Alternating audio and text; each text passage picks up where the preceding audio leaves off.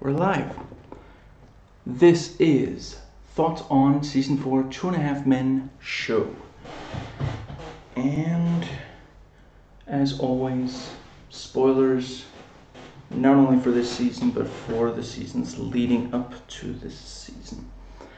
Now, I wanted to note at least some of these seasons have some continuity especially for relationships with women for Alan and or Charlie, which is not something you see in all of these shows, and I don't know yet if it's on all these seasons. Now, season 1, Alan continues hoping to get back with Judith, and I realize, I'm fairly certain it's not only season 1, but that's where there are especially many instances of that. I wasn't really able to find anything in season 2, so that might be the only of these, at least so far. Now in season 3, Alan is with Candy, Charlie is with Mia, and, and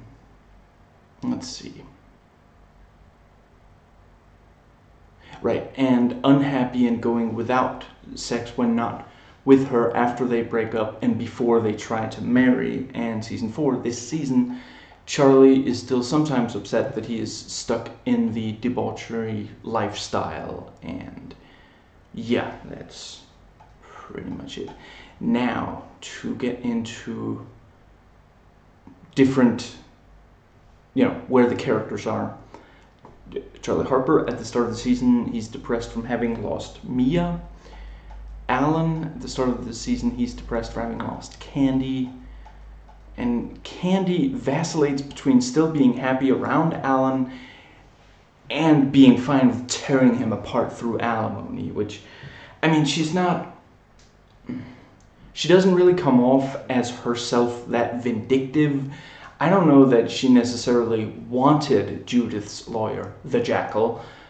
I think it was probably just Judith contacted her and said, you should really have this lawyer, and talked her into it the same way Judith talked her into, they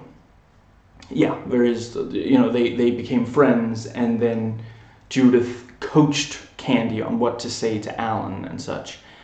But, in some episodes, she's fine with it. She doesn't object when really extreme, And Herb marries Judith, and we realize he can't tolerate her any more than Alan could. And that's really, that's something we realized before the wedding. After the wedding, I don't think we see them. I think the last episode we see Herb in this season is the one where he marries. So, let's see. But I guess the episode right before they marry is the one where we really see how badly it's going between them. So, diving into the first episode, I'm working for Caligula. Pretty sure that's basically how she says the line. And I'm trying to make sure to note for these if this is a good, season opener. It is. It's a really great. I always love Alan and Candy and their relationship together. At the start where she clearly doesn't have a lot of respect for him, and she just wants sex, and then gradually she's more happy with him. She thinks he's cute and smart, and then when they get married, and then they get divorced, and this thing of some of the time she's like, let's have sex, and she refuses to sign the divorce papers for a while, and then other times you have this, she's perfectly happy to have the Jackal tear him a new one. And, Alan immediately falls for this lots of fun. It just, I forget what it is he said, there's something that I think Candy wants to try, one of these games, and he's like, no, that's for such, ooh, it's lots of fun. And Candy is like, it's lots of fun. Get it? And let's see. Alan says something like what is it? Blow on it before I put it in. Something like that. And the honeymoon begins. And he wins $500,000, and she's like, "You're rich. We're rich. What's mine is yours." Really? And the honeymoon ends. And we see the party. We have never seen this many women at Charlie's place at once. And he also says, "I don't even know these people." And Alan asks, "Where's Charlie?" And she's like, "Who's Charlie?" And Charlie's with 3 girls at once, of course. "You already had 2 girls in bed and you still need to call a professional? Better safe than sorry." And Charlie's talking about Evelyn. "I may never have to see her again until we meet in hell." Deja vu. And Charlie's realizing that Alan doesn't have money anymore. "Oh, you suck." Oh God, so many shoes. "You're all I have left in this world. I need you, Charlie." And then everybody's staring at Charlie. "Anybody here know Charlie?" "I'm working for Caligula." "I had a pull on her. How long before she dumped you?" You were betting on whether my marriage would fail?" "No, we were betting on when." "I guess there's no trust in this butter now. Or the loose bananas." "You won the pool, didn't you?" With Judith. "Even if she takes you for everything you've got, you still have to pay me alimony. Here's his bill." I think that might be the one where, "This is so big." He explained it very slowly. And Jake wants $50 to forgive Charlie for not calling. At first it seems as though he'll never forgive him, and it's a lot like one of the first episodes of season 1 where Jake stands over Charlie as he wakes him in bed. Is that the pilot? That might be the pilot. I forget. It's possible that it's a repressed memory. Try to swim to Japan. I want to cramp up and drown before the sharks tear me to shreds. Trust me, it's funny. And Alan is depressed again. Where are you going? The ocean's that way. And Charlie points out that a plane crash is more cheerful than Alan. Did he also tell you that I want to be alone? Yes. So, want some company? How about a hug? Is it a goodbye hug? Go away, Alan, I'm a stalker. I really like Rose. You're gonna want a scrapbook. And Alan's still on the bed in the fetal position after like days. You're my dad. I pretty much gotta love you. Have you met your uncle?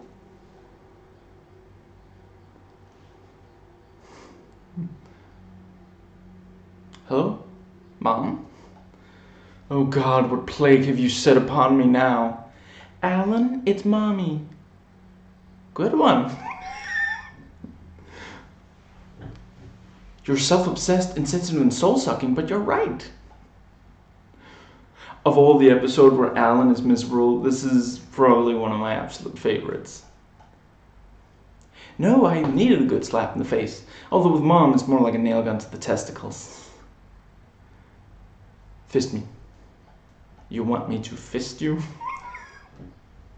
I really love this final scene of the episode where Alan makes Charlie increasingly depressed until he lays down in the fetal position by just being Alan, by being his neurotic self. Like, you know what? I'm gonna get us something to eat.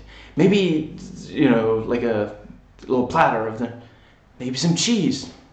You don't have any brie, do you? You know what? I'll go to the store for us. Or something. Just, dude, shut up. He really does not. Just, yeah. Who's Vod Kanockers? There we go.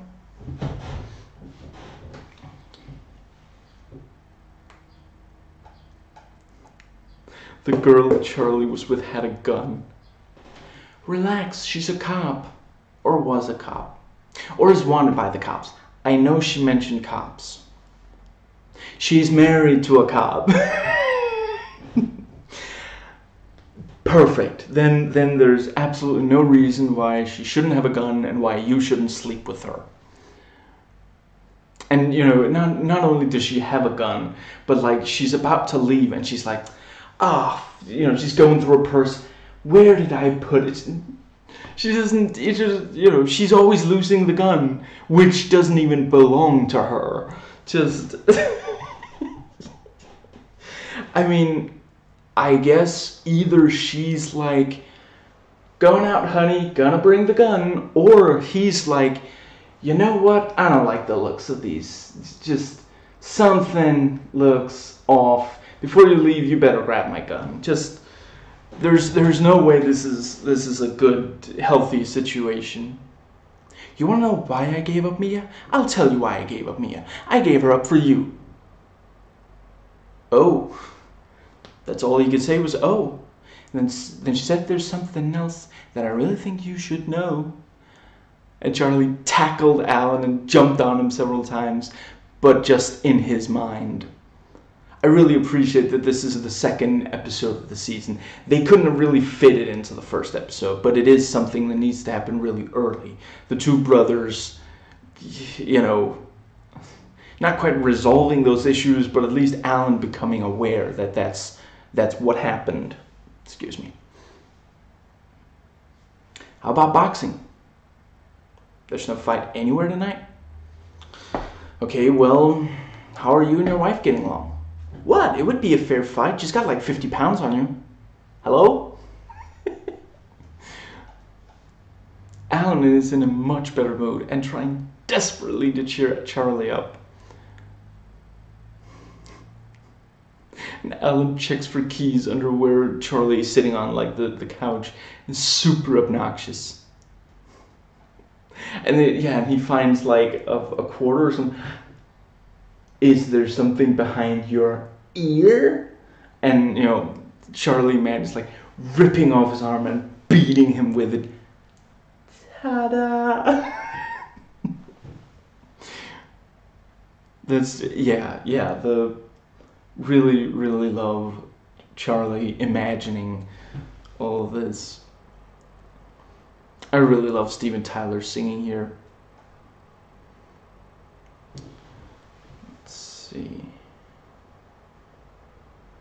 Right, and Alan has just given Charlie the hat.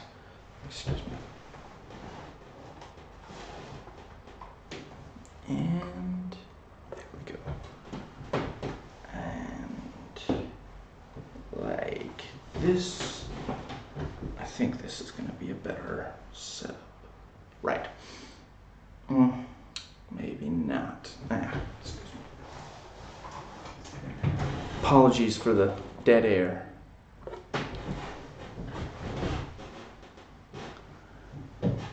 Yeah, Alan gets Charlie the hat. You gonna try it on? If you really forgave me, you'd try it on. And Charlie imagines Alan's disembodied head in the hat box and is about to rip it off if Alan doesn't leave. You look like hell. That's strange because I feel like crap.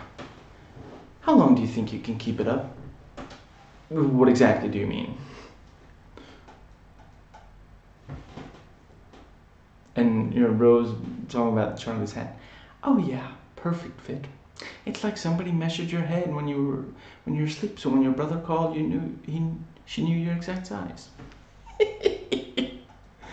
I really like. She didn't have to tell him that at all, but just she can't help it. You know, it's just there's like a saying, like what the heart is full of, the mouth, you know, spills over, something like that. You know, and yeah, it's just when she spends so long stalking and doing stalkery things, eventually some of it spills out and she reveals things that, you know. I appreciate that they fill the conversation with shots of Jake doing poses with the hat, since the brothers line weren't particularly funny. Obviously they realized this, but it's also just, you know, you have to have that conversation where, yeah, you know, as Alan points out, you could easily have called Mia the let me think. Yeah, after the, you know, they didn't have to, yeah. And drink, gamble, and hump. I don't have to feel anything I don't want to feel. And that includes Mom's Vod Kanockers. I'm fine. That's not so good. You know that's my juice. You could at least ask. You could at least pay rent. Charlie Harper residence. Sorry, he's dead. That's funny. No one ever calls back to send flowers. I'm surprised he's not making vagina out of bottle caps. Yo, dude, some of us are trying to do crafts here. Hey, a lot of people pay to hear me sing. They pay to hear you to me play the harmonica. They pay to hear you sing. They tolerate the harmonica. Charlie got really badly beaten up by Steven Tyler. It's not right to kick a man while he's down. Too bad Steven Tyler doesn't feel that way, huh? Alan is so gleeful over it.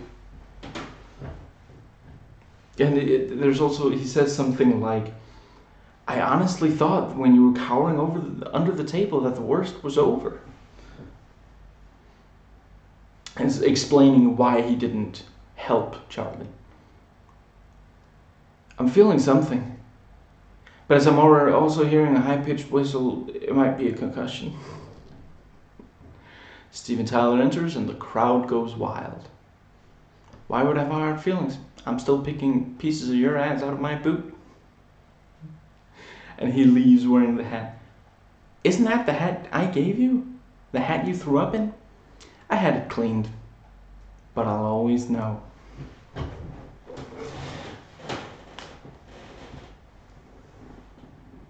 And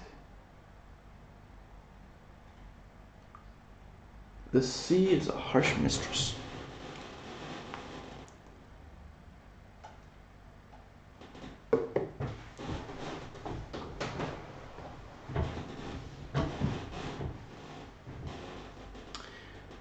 Just follow my lead. Dude smokes way too much weed.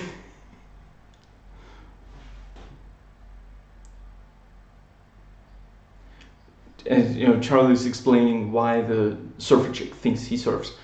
I told her I hang 10, I guess she misunderstood. I loved how Charlie keeps knocking the board into stuff, breaking his own windows, and the board itself is so covered in dust, just like it's been there for years and he's never touched it, just in case that, you know, he lives by the beach. Sooner or later he's gonna run into a surfer chick and have to pretend to. And after all that, Charlie still sticks by the shark claim.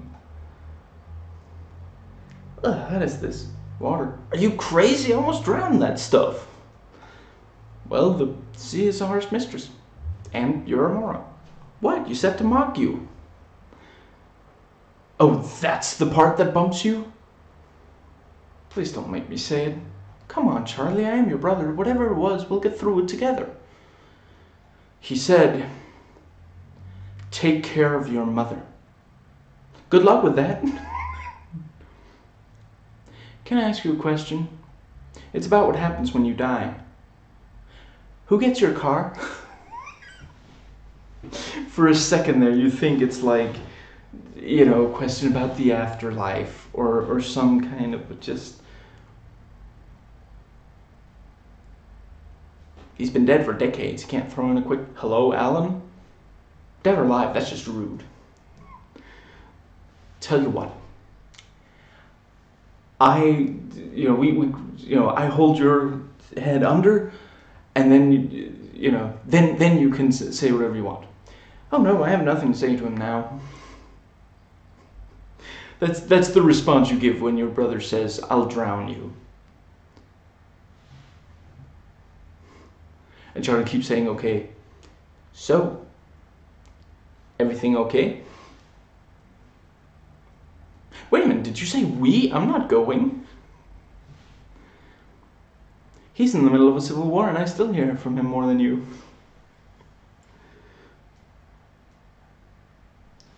And they're sitting in the restaurant. When was the last time you had a prostate exam? It feels like I'm having one now. That fish shot out of me like there was a fire drill. I lost 4 pounds in 2 days. You're welcome. Start again. It's like I might as well not even exist.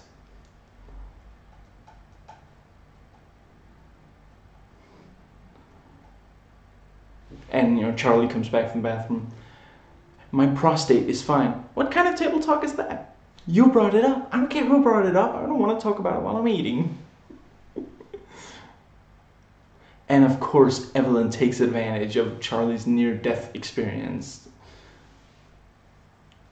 She says, it's not like I need you to take care of me. The exact words, just because she knew it would trigger. Let's see. No, I don't want to be a burden. Mom, please. That ship has sailed. And Alan's still stuck on condoms from a gas station.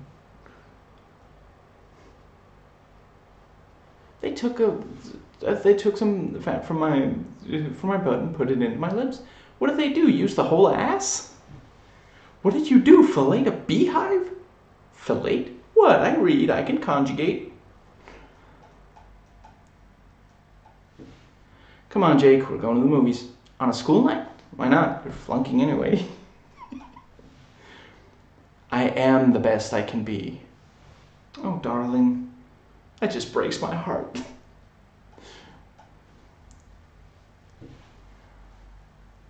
What? Give me a sign. What should I do? Marry that cute girl down the beach. Rose. Yes, that's her name. Why don't I just stick my tongue in an electrical socket? Why don't you stick your tongue down my mouth? I mean Rose's mouth. It's worth a shot. And Charlie realizes take care of your mother means whack her. I'll take care of her. Take care of her? And she's so self-obsessed that she doesn't realize she's sitting right there watching the same movie, and we know that she knows that was the words used to take care of her. But yeah, let's see.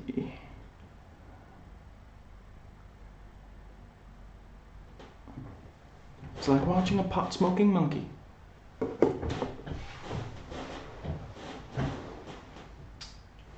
There's a DVD special feature in this season.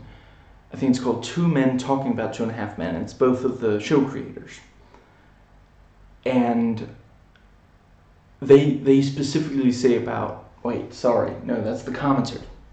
It was the commentary track that at least Chuck Lorre appeared on. He said, as we've guessed, for the title of each episode, they take the most out of context line that they can think of. And, excuse me, I think that it works really well because you remember that line.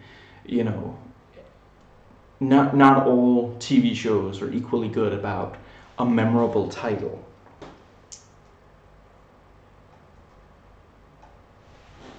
Our divorce doesn't have to be adversarial. No, not ads for cereal. And Jake is like, $10 says she doesn't know what that word means. Do you know what it means? That wasn't the bet. I love Chester just as much as you do. Oh, really? Then maybe you can explain to me why I feed him, give him tick baths, and cleans up when he piddles on the rug. When they change your name to Chester? Why does everything need a point? Why can't I just make fun of you? Dog weeks and people weeks are the same thing. Take a number. 6.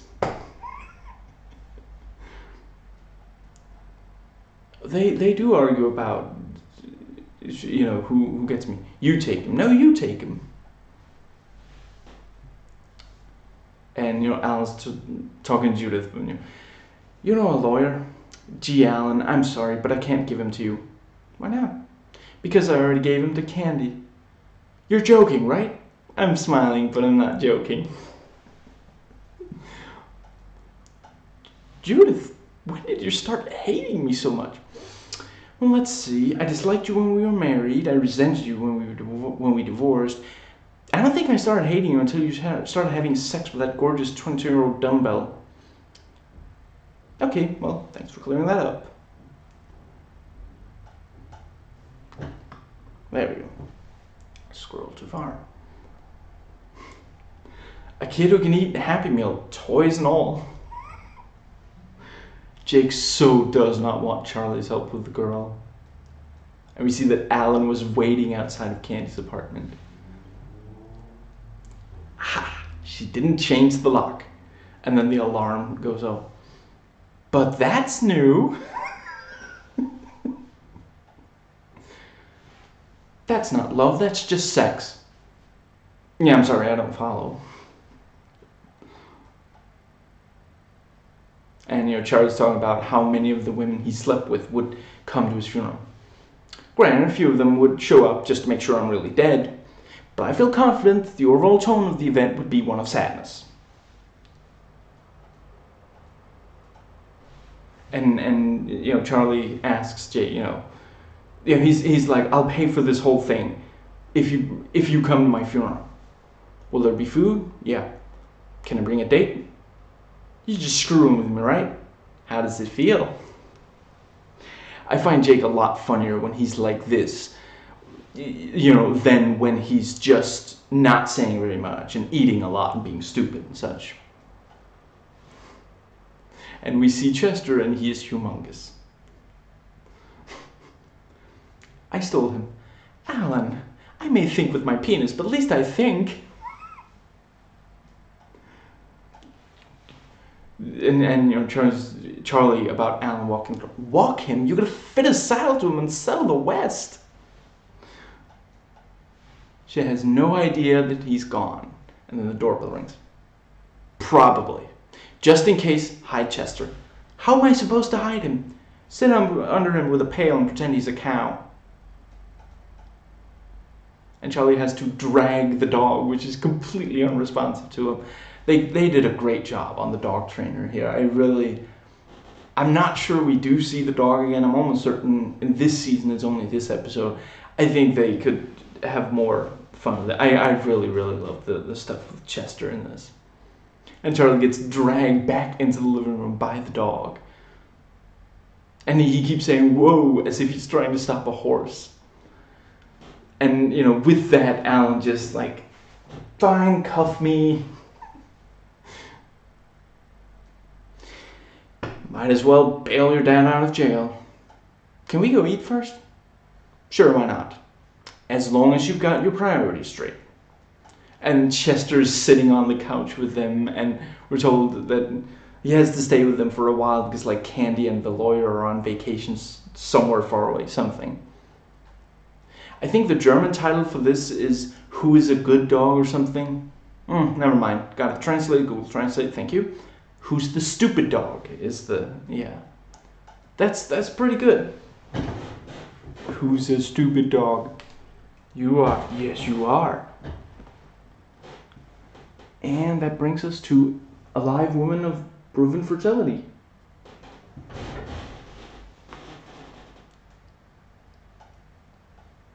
And Alan's talking about how, saving money on dinner.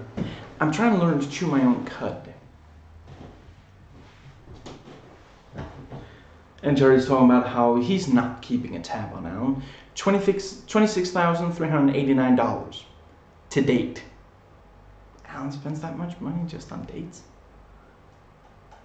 He's either dating very often or he eats a lot of dates. And Charlie throws 2 popsicles at Alan. Judith, if you're going to chew my ass off, just know I'm planning to have it for breakfast tomorrow. A minute without jokes as Alan and Judith talk about her marrying her. 5, 6, 7, 8. No more alimony. No more alimony. You know what's wrong with sushi? I mean, besides eating it with you. Hey, Alan, I think I know why your 2 marriages didn't work out.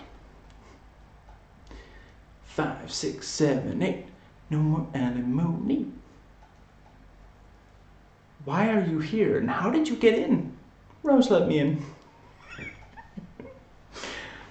Perfect. That's in that case, there's absolutely no problem.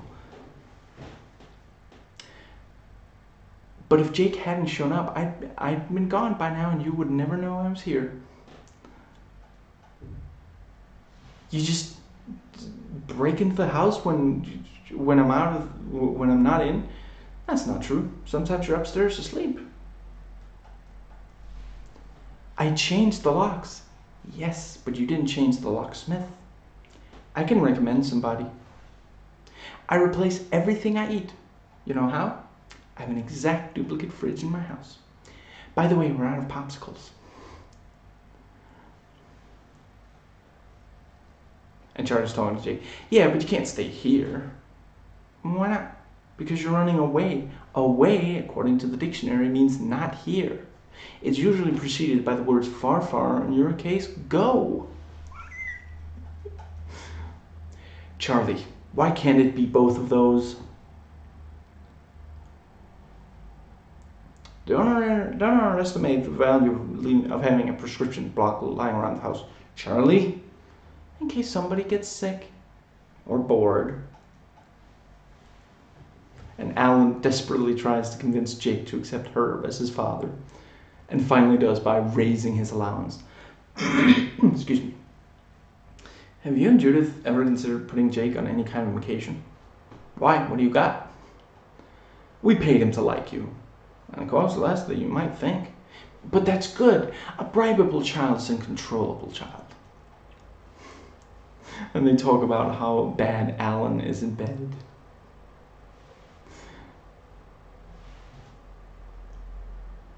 Just dive out of that plane and get sucked into the propeller. A propeller of love. I'll just tell Judith we're leaving. No, I'll do it. Judith, we're leaving. Good. Of course, she doesn't think that Herb is going with them. Because who tries to befriend the future, their ex's future husband when they have such a negative relationship with their ex? It's not.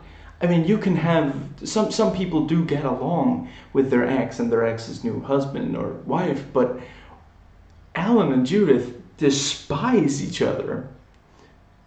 What matters is that he's starting fresh with Judith, a live woman of proven fertility. Yeah, but how does that matter if he's shooting blanks? I'm not sure I'm ready to start having kids. Then wear a condom.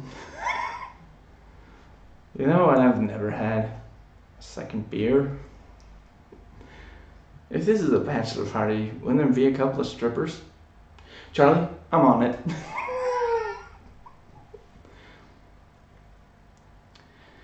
He'll be a great stepfather to Jake.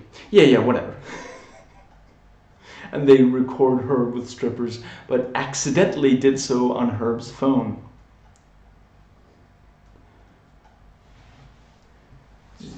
Yeah, it's me. Who else would it be? This is Herb's phone. I'm sorry, Judith. This phone is running out of batteries. I said this phone is running out of batteries. Do you think she bought it? If she did, she's Uberter than ooh.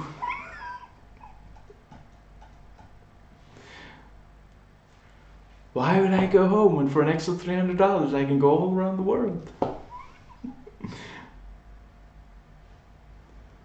And they're taking her back to his house, and Judith opens the door and they just drop him on the ground and run off.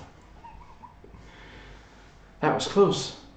No, it wasn't close. Close is when you get away with it. That was nowhere near close. And Alan forgot to erase the video from her cell. Smash cut, Judith is watching it.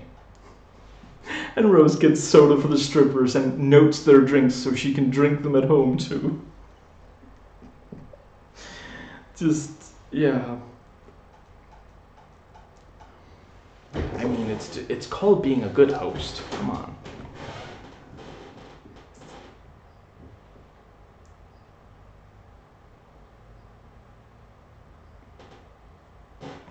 Apologies for the frivolity. Another episode I really love. This is some house. If you ever decide to sell, give me the listing. I'll only have to kill my mother for it, so sure. Choose your words carefully, Slim. Slim, why thank you. I watch what I eat. Going in or coming out? Well, it was very nice. It's just if I'd known you were going to camp down there, I'd have given you a lantern and some marshmallows. Charlie, you can push an elevator button 100 times.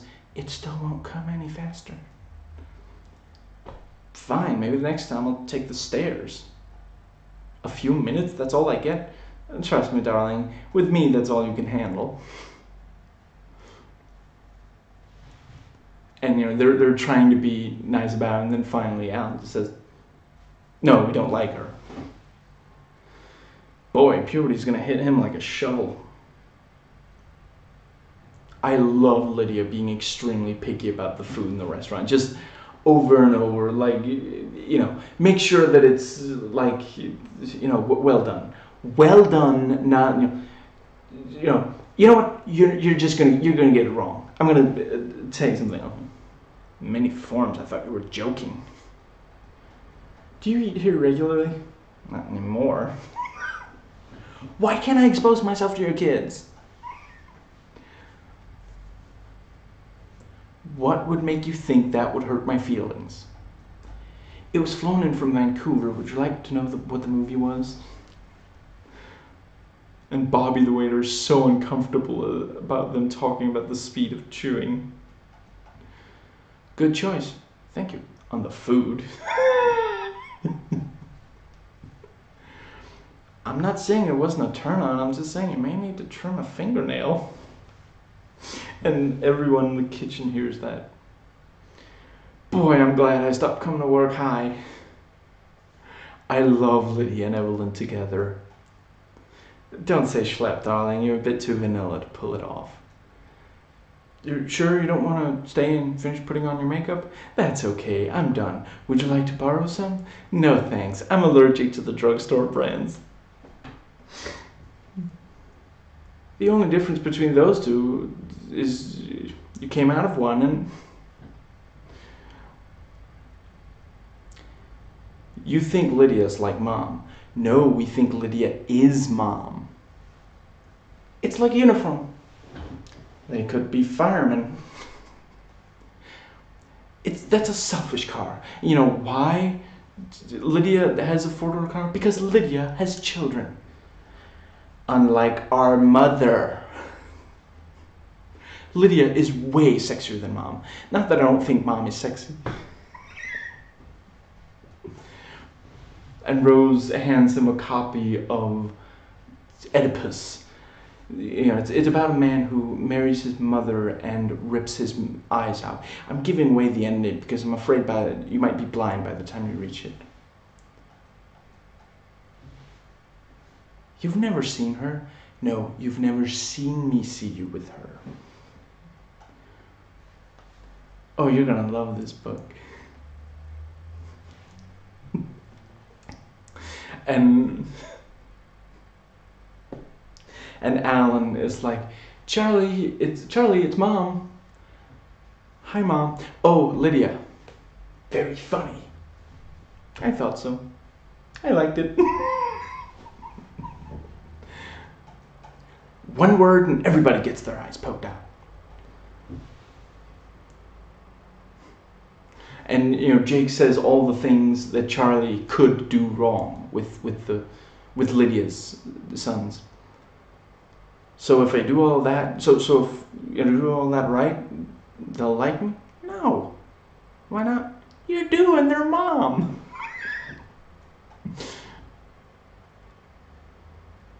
He's not wrong. Don't worry, he's not the one I'm dating. And Lydia belittles her kids in front of them, and then Charlie gets it. Just, I think first it's the Alan of them, like, be more masculine. I am masculine. No, you're not. And then the Charlie kid, ha ha, what are you laughing about? You're no prize. And once Charlie gets it, he goes out onto the deck and screams. And Alan manages to do everything wrong with Lydia's kids, making bad impressions. Those are expensive new shirts. If you stay in them, don't even bother coming back. She says that to her kids. If you mess up the house, I will cut you. And crying, so much crying.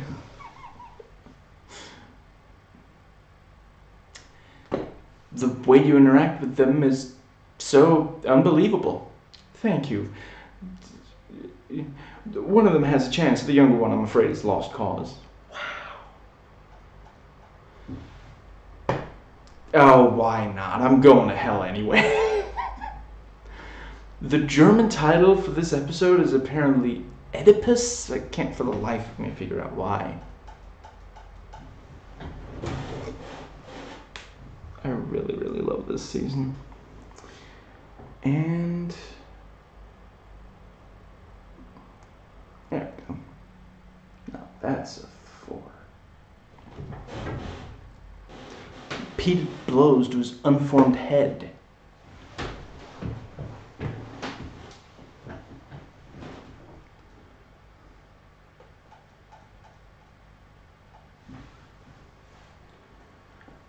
Are you here for Suzanne?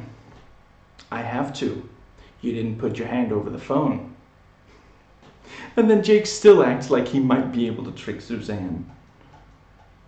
I love Sarah Rue in this and Popular. And Naomi shows up pregnant at the door. I'm not sure I have the right address. No, you've got the right address. Charlie, it's for you. It's karma. Your chickens have come home to roost. And Charlie pretends that he's not Charlie, just in case she doesn't realize. Excuse me, let me just see what text I just got. Neat. There we go. Alright, I'm going to make sure to do that.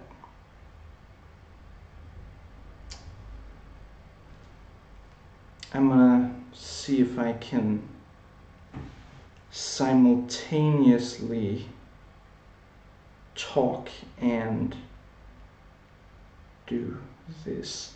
So on Popular, for those who haven't watched that show, she wasn't, she was a very different character from here. And yeah, she was basically the not very popular, overweight girl in this high school where the show is set. And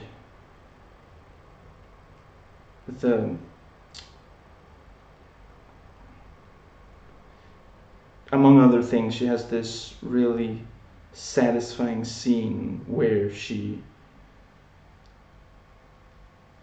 confronts in the bathroom this one of the Popular girls, and they've been basically there's this situation where her family, some of Sarah Rue's character's family has been called out, and she says, to the popular girl, you better take a good look at your own family, because no one turns out as bad as you without a little bit of help. Now,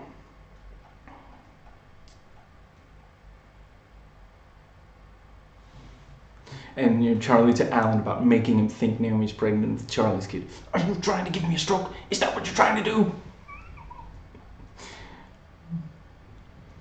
A little angel who swooped down from heaven and landed on a married man's penis.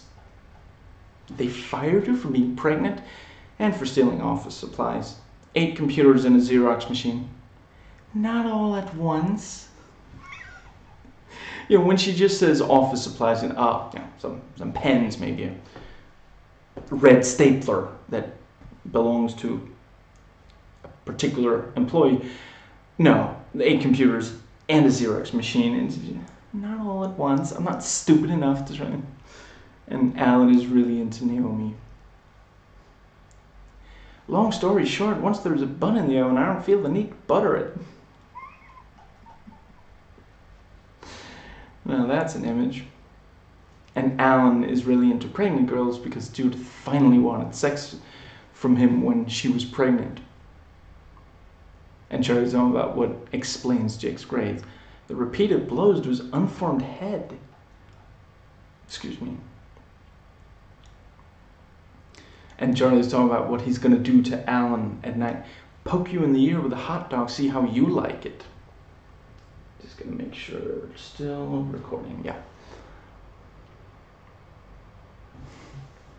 And Jake heard Alan. Hey, buddy. How long have you been standing here? Long enough to be very confused. But we have hot dogs, right?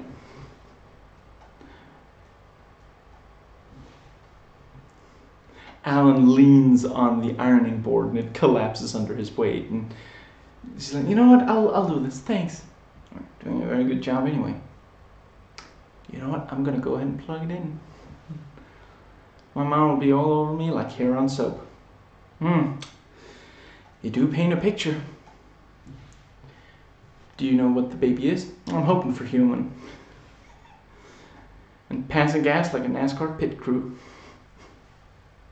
And Berta gets really angry catching Alan touching Naomi's belly. I'm a chiropractor. Zippy conference.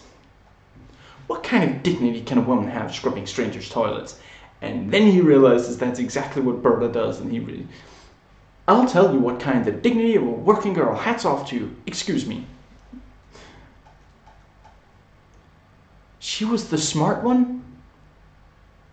Go on. A house that wasn't just a horse trailer with a futon in it. Thanks for trying to cheer me up, Charlie. But you can stop now because it's not your forte. Men like that need to learn that women are people with feelings, not just vaginas that talk. Vaginas that talk? Damn that Ronald Wiedemeyer. And Charlie, when Berta wants them both to confront Wiedemeyer. I don't think I said that. I'm almost positive I didn't say that. And, Charlie has to pee, and Berta... Can we pull over in this neighborhood? Sure, if you personal car theft and sodomy. I think I hit a dog. Don't worry, it's just a rat. He's getting up. And now Alan's rubbing her pregnant belly. Where's your father? Rubbing oil on Naomi. Your father's rubbing oil on a woman in front of you? No, I couldn't watch. It's too creepy. And Alan acts like he's been caught with his hand in the cookie jar when Judith catches him rubbing oil on Naomi. And Alan told Judith about how she doesn't have any stretch marks. Why don't you take off your top and show off your belly? Hey, when the bar's only open 9 months a decade, you drink till you puke. And then you keep on drinking. Hey, buddy, you're turning into quite the little ninja, aren't you? And Berta doesn't let Ronald go just like that. And then the meth lab explodes. Damn it, Darlene, I told you not to smoke in there. Well, I don't have to pee anymore. And Alan's making out with Naomi. And Berta talking to Charlie after the swap meet. Just a hint, the corn dog will last longer than the socks.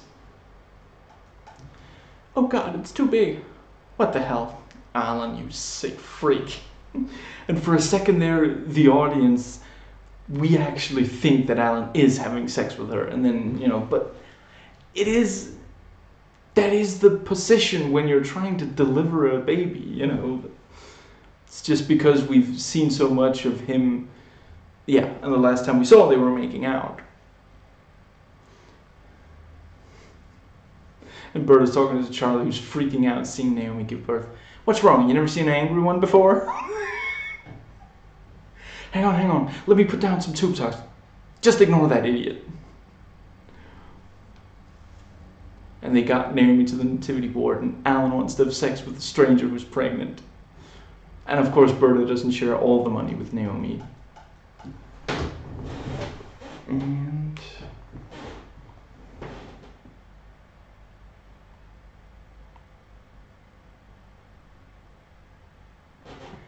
release the dogs. Another episode I love, remembered for years. Potato, potato. You really enjoy screwing with me, don't you? Well, you don't pay rent. You know what I'm gonna do? Pay rent?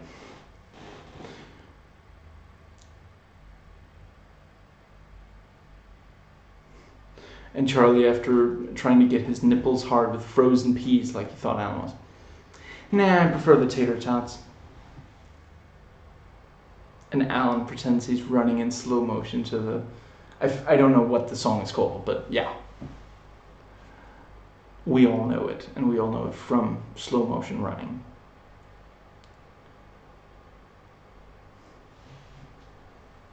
And, you know, Alan runs past the thief, and then he's like, no, I'll show him to you, and then release the dogs. Release the dogs?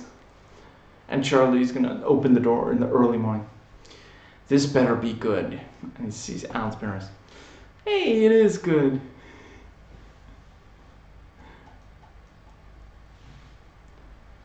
And you know, Charlie pretends that he doesn't know Alan, and Charlie, I swear on my son's life.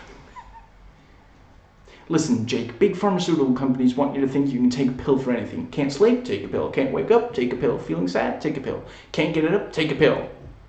Can't get what up? All of a sudden, your father's not good enough. It's not all of a sudden.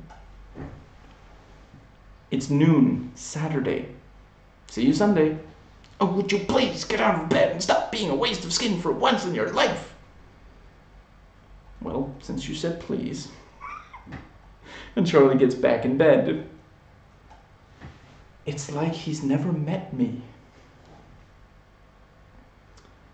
And, you know, Alan says to the therapist, you know, the psychologist, I'm a psychiatrist, a medical doctor, which is why I can prescribe pills. Is that some kind of shot at me because I'm a chiropractor? No, of course not. But I am a real doctor. Who's the doctor here? Okay, that was a shot.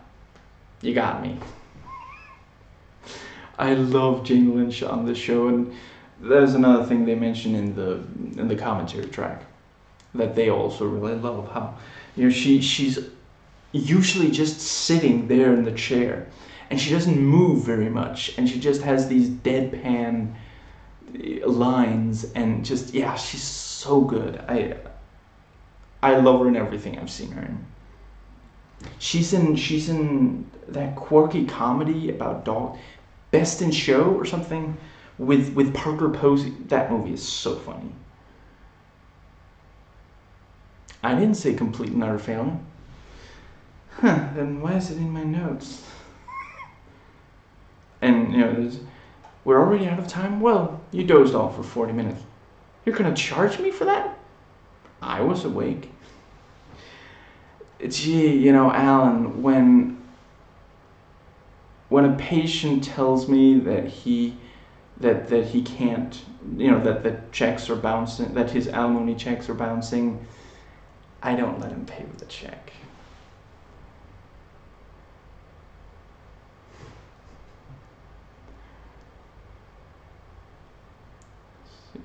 And Charlie just keeps barking. Okay, you're starting to freak me out.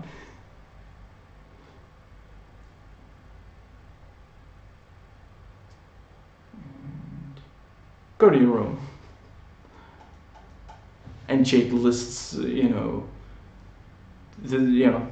well, you don't hit on anything with a pulse. Who said that? My mom, my dad, Berta, Rose, Grandma, the UPS man. And then Jake lists all the people that Charlie has slept with, and that, he had to find a new of. Charlie ruined the relationship with Jake's godmother. Taylor's mom has got it going on. The woman is recently divorced. I didn't ask for her number. She gave it to me. You know what that means? That means 1, maybe 2 dinners, and you're waxing my car. You're lucky you're not painting the house. The sacrifice we make for our kids. Would you just shut up and listen to me? Pick one, Alan. A good unloading usually makes me drowsy. That's disgusting. True, but I sleep like a baby. And if I wake up fussy, there's usually something nearby to put in my mouth.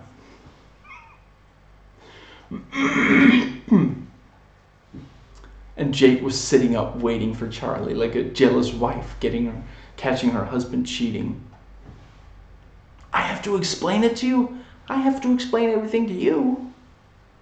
If you keep seeing her, Uncle Charlie, you're going to be sorry. And then we see Jake had set up slime in Charlie's bedroom. And Charlie falls over the deck and sand sticks to him because of the slime. And he went that way. Thank you. And then we see that Jake was actually hiding behind the load-bearing pole thingy. Thanks for the slime. Thanks. It's an old family. You're welcome. It's an old family recipe. And, the police, helicopter over Charlie. He's like, it's okay. I'm just going to go kill a kid. That's right. Release the dogs. And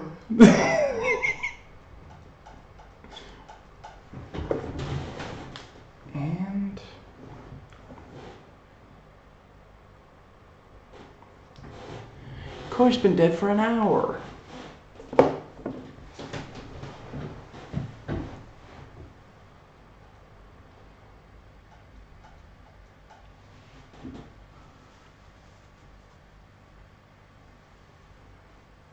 And Jake is Jake tells Alan, ask them to put nacho cheese on the popcorn. Oh, that reminds me, I've got a date. I don't need a babysitter. Nothing's gonna happen to me. Who cares about you? I'm worried about my house. And Alan forgot his wallet, of course. Strangely enough, I can believe it. $24.50, please. Everyone in line behind them. And Charlie to Jake, don't burn the place down. And if you do, don't be here when I get back. He knows to drink the cheap scotch, not the single malt, right? I'm not joking. He's probably going to mix it with a Hawaiian punch anyway. I don't think I can put another thing in my mouth. I hope that's just a figure of speech.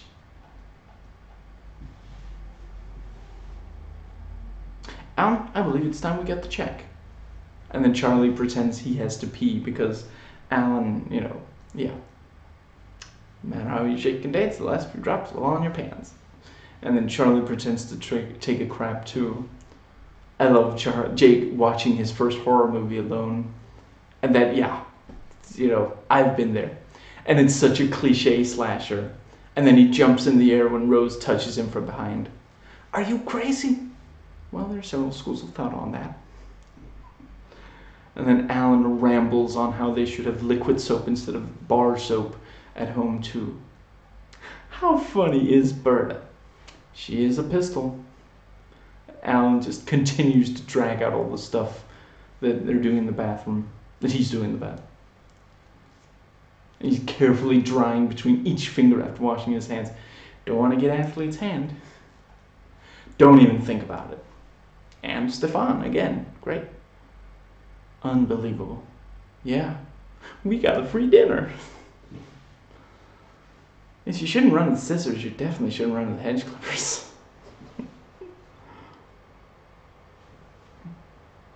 What's your hurry? You see a check coming? Alan, you can sit, but you can't hide. And Charlie starts to go full Charles Foster Kane on Alan's room. And he finds the money that Alan's been stashing away. And now Gordon really is a pizza delivery man. His two roles have merged, like a symbiote to a man. I'm just waiting for him to get a really sloppy kiss from a she-venom. I realize that's in the comics. It was still kind of awkward in the movie. And Charlie hands Gordon even more of Alan's money. Wow, the legendary lost wallet of Alan Harper. Oh my, there's no money in here. And then we find out, Alan's been saving the money for when he's old. What about the IRS? What about them? They don't care about old Alan. Really? You mean, no matter what, I can always count on you? Keep the money. And we see old Charlie still dating young, hot women. And he's aged so much better than Alan. And both Alan and Jake are selling food in the lobby of a movie theater. And Jake picks up popcorn, stuffs them in his mouth. Jake, oh, sorry, Dad. And then he puts them back.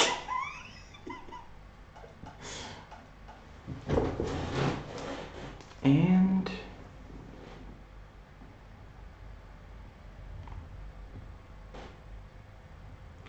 kissing Abe Lincoln.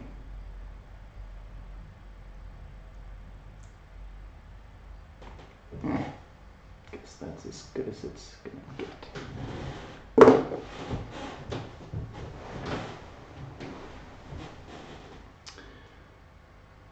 Another episode I love.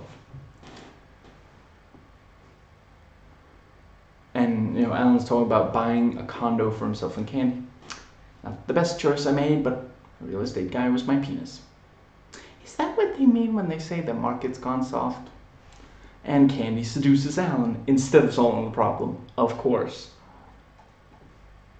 Well, that explains why I dreamt I was kissing Abe Lincoln. What the voice typing got at first was Abe Lincoln, which is very Robin Hood, Men in Tights of it. And Lydia opens the shower curtain and Charlie forgets about the drawers. And then Charlie starts quoting that speech. And Charlie's talking about the shower he and Lydia had. It's good when you feel dirtier coming out and going in than you did going in.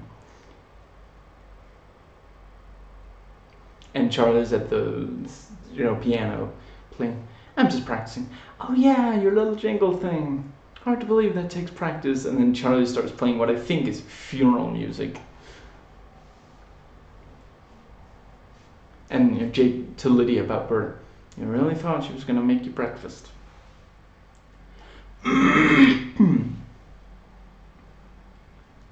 And Charlie to Alan about Candy. And she agreed to sell the condo? Isn't that why you went over there in the first place? And Charlie used Alan's silk handkerchief. Whatever you do, don't lick your hairbrush.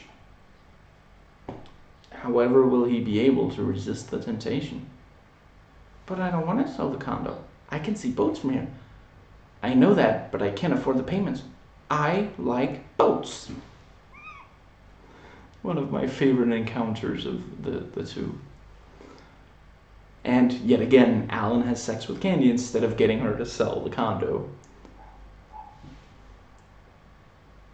She has some good attributes. Yeah, well, I ain't hitting any of them attributes, so I don't give a rat's ass.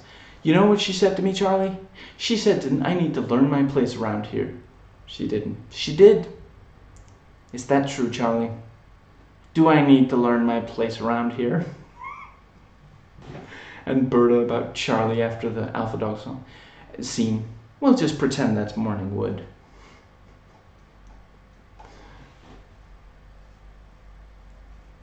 And And Charlie goes to Lydia to talk about Berta and ends up having sex with her instead, out on the deck naked.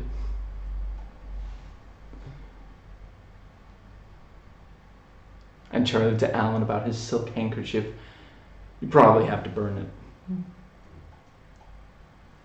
And Charlie doesn't know how to wash his own clothes. And Alan gets a real kick out of that. He keeps going back and forth between, you know, is it this machine or this machine? Look, it says wash on the dial.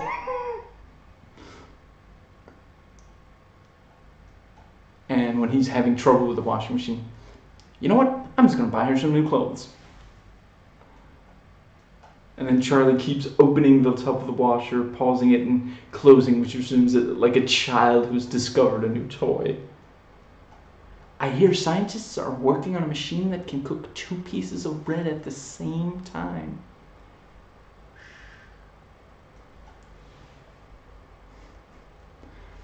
How will I know when the wash is done?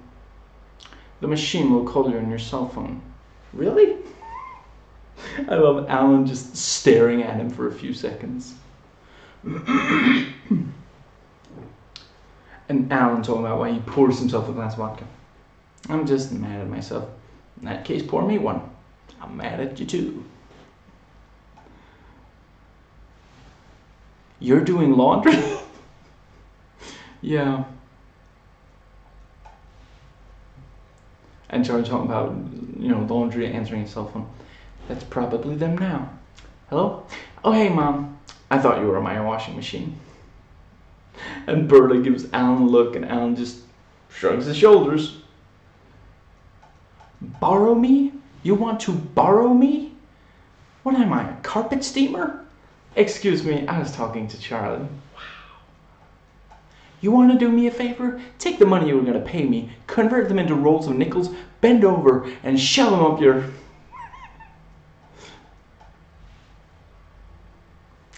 At least I don't have to pay you a commission. Oh, come on, you're my mother.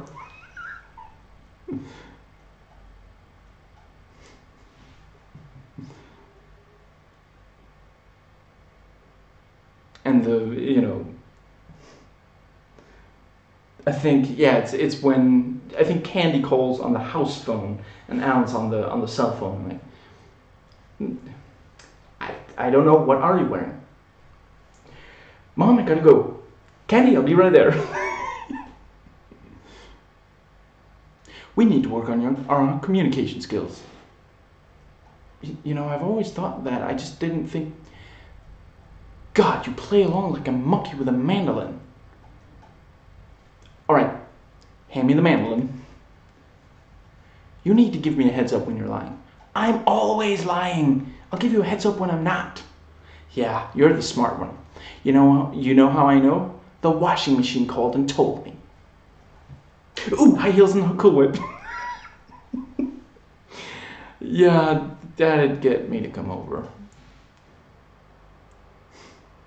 And Charlie goes, this is not what it looks like, 3 times.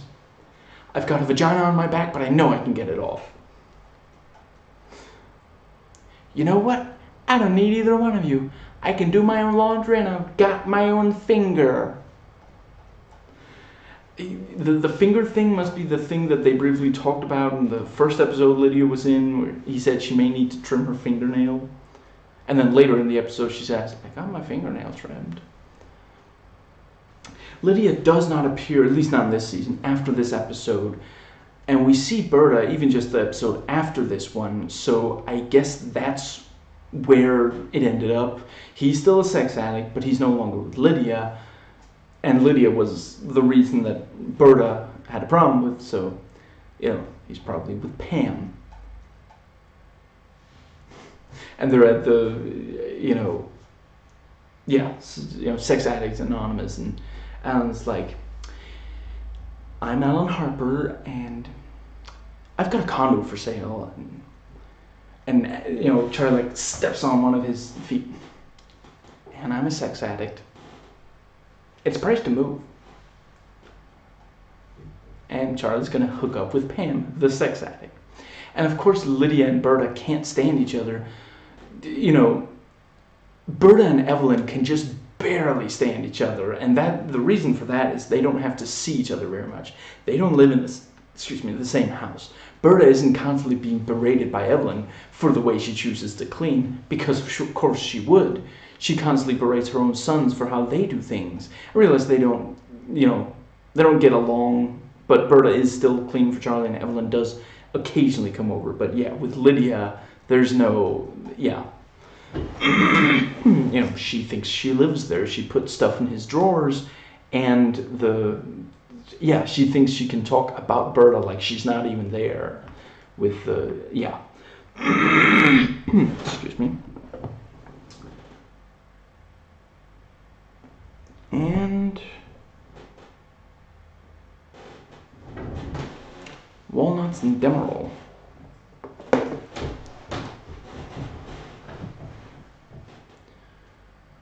I love this episode. Whenever this show does, every single one I've seen, and holiday special of any kind, or a wedding or a funeral, I love it. It's some of the funniest I've ever seen.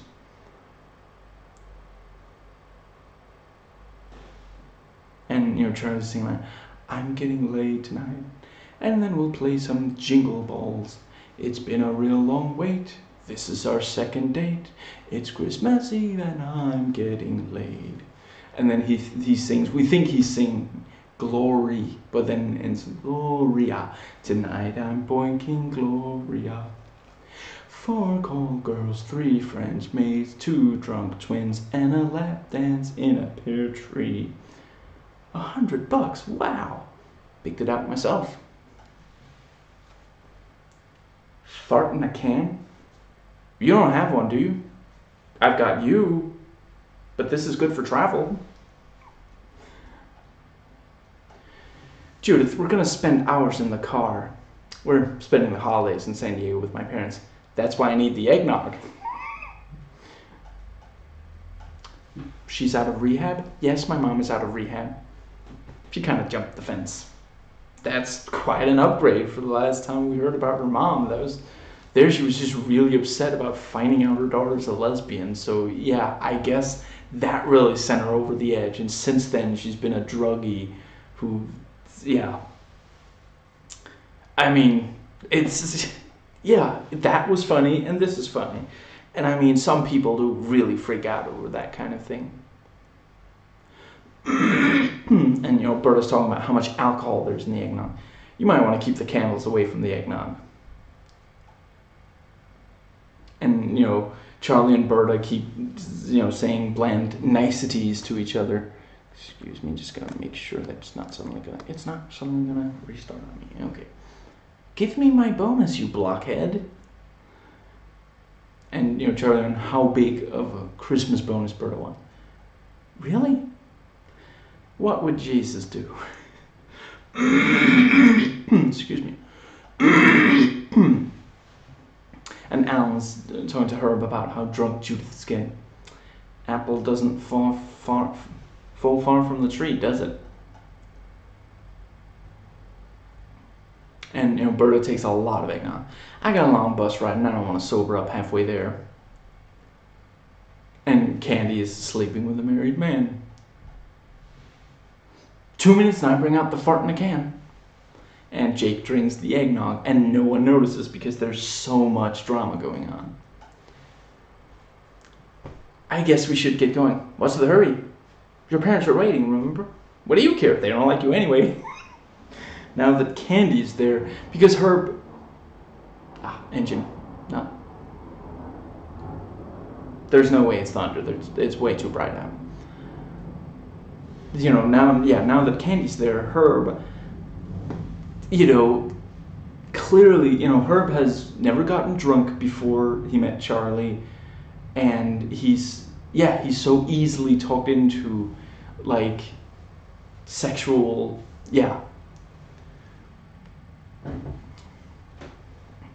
And, I forget exactly who asks, but someone asks Charlie, what is this if not a party? The beginning of a news story that ends with he then turned the gun on himself. I'm gonna get this girl really drunk and have sex with her. That's a good plan. Except I'm already drunk. Boy, I can't wait till the second act. This is not a party. It's just a bunch of people I don't like standing around drinking my booze. Oh God, it is a party. And Herb puts his ear between Candy's breasts, and she doesn't even argue with it. The way I see it, your peanut butter is all over my chocolate. Well, the peanut butter you used to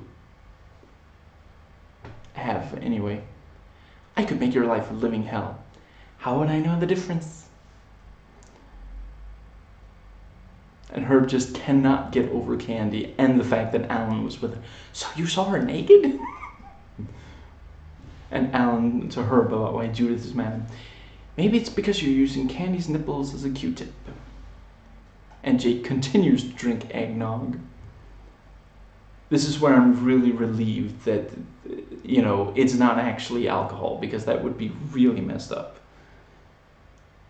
And Rose knows what happened on the first date between Charlie and Gloria, and whether or not they've already had sex. Do you trust me? No. But you know I have your best interests at heart, right? No. And like, it's a chorus of Alan, Rose, Charlie, and Berta saying no. And, you know, Charlie saying, as Evelyn increases the intensity of her demands that Charlie doesn't do Gloria, I may have to marry this girl. This is like, you know, if you do it, you will break my heart. If you know, I'll never be able to talk to you again. Something like that. I'm getting really loaded, so I feel like a girl who moves probably do me soon. Every time a guy has sex, an angel gets a stiffy.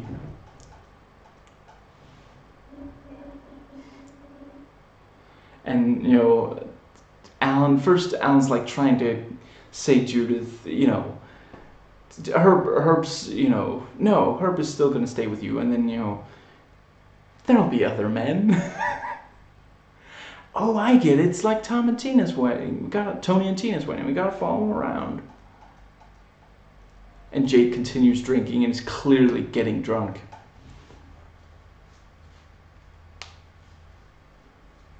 And, you know, yes, Charlie tells Evelyn, you know, either you leave and we have sex, or you stay and we have sex. And then she just stays there. Okay, I'm bluffing. He sure is. And Candy can play that one song on the piano, which I think is the first that anyone who learns anything about playing piano learns. Did I ever learn it? I didn't learn to play piano, I learned to play guitar. One of many, many things that my mother wanted me to learn that I've forgotten everything about.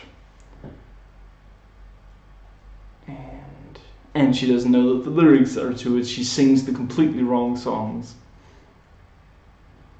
And Jake is getting even more drunk. Really, I don't recognize me. I'm not surprised. When I last saw you, you were learning to use the big boy potty. Yeah, well, I did it. Have you seen Gloria? The drunk blonde? She isn't always blonde. So she is always drunk. You can't sleep with him because he might be your brother. Are you saying you and her husband? Yes, and she and her father. Blame OPEC. I hate to interrupt, but I'm still trying to process the I might be her brother thing. Based on the time elapsed between the last fondue party and her birth, not to mention the fact that Sherman stopped having sex with me, thank you very much, there's the very real possibility that your father may be her father. And then Rose talking about Charlie discovering a sexual boundary of his. A Christmas miracle. And then Jake, I think first he starts to say this classic Christmas story, but I forget. It's not relevant anything to me, but it's something like, all through the house, not a creature was stirring, not even a mouse.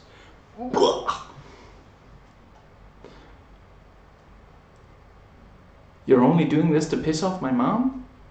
Is that a problem? Not at all. For a second, we think that he's talking to Gloria, but no. Gloria's mother is gonna have sex with...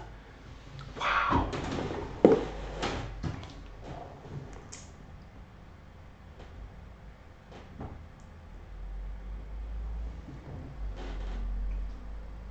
Huh. Whoops. I guess I missed one, or am I just... Well, I can't really do anything about it right now, but...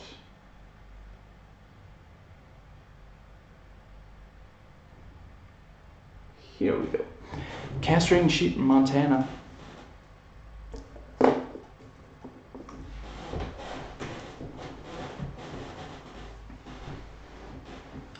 And, Charlie about Jake realizing that his dream was dirty. He's just guessing. Good guess. And yes, Alan, we see your earring. I really love the details of Alan's ear piercing. And Berta is sleeping on Charlie's bed. I was gonna take a nap. Hop in. You can spoon me, but it ends there. Sorry, I see a woman in my bed, I instinctively start lying.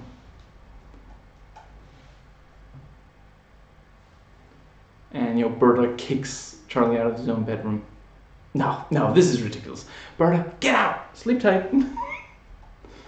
And Alan's ear starts swelling from the infection. Alan laughs way too hard at Berta's daughter. And Jake keeps winning money from Charlie. What's going on with your ear, Dumbo? Better pierce the other one. You don't want to be flying in circles. I'm all ears. No, wait, that's you. Remember that street cat with 3 legs? Oh yeah, Tippy. You want my advice? Live with the guilt and go see a doctor before that thing grows teeth.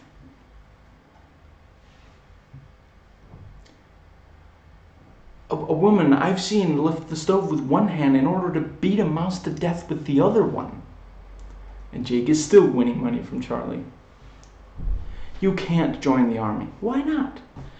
Because you already are all that you can be. Anyway. How are you going to work and watch the baby? Who said I was going to work? Well, dip me in butter and roll me in nuts.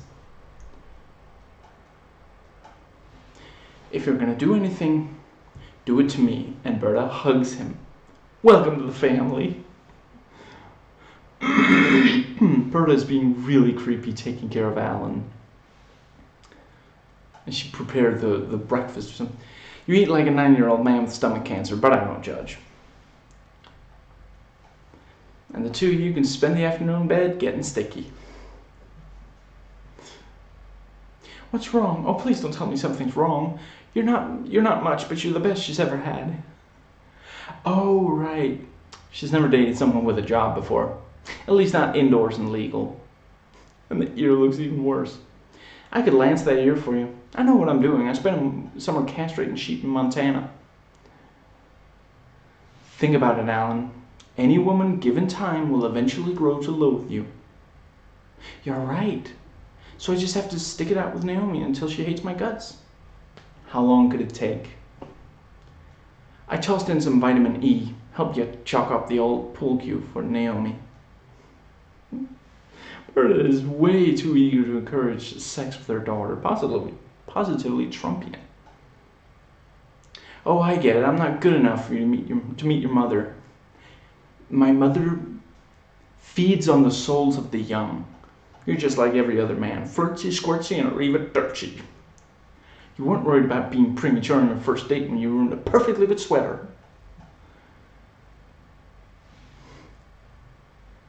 It's got a pulse, Alan. It really does look horrifying. You're on fire tonight, Mom. It's the new meds. They mix well with liquor. So now she is on both meds and liquor. Or in the... Yeah, I think the Christmas episode where, Judith... where we find out... Where Judith's mom finds out that she's a lesbian. Or is it a later one? Anyway, Judith, is on medication... And Evelyn is like, some of us deal with our issues the old-fashioned non-prescription way. And now she's not only on meds, she's drinking while doing it. Oh good, a reason to drink. Thank God you found each other, because let's face it, they were both running out of options. We're taking it slow, except when we're having sex. Time and place, Naomi, time and place. I wish you would spend a little more time in the right place. Alan, you're my son and I love you, but you and I are through. Is that all it takes? Berta, you got any more daughters? If he takes one step in here, I'm getting my nail gun. Ah, wonderful. We're going to be on an episode of Cops. Alan, your relationship has run its natural course. She doesn't hate me yet. A toast to Hector and Naomi. May their love last forever. And Berta and Charlie simply sleep in the same bed. Now, let's see.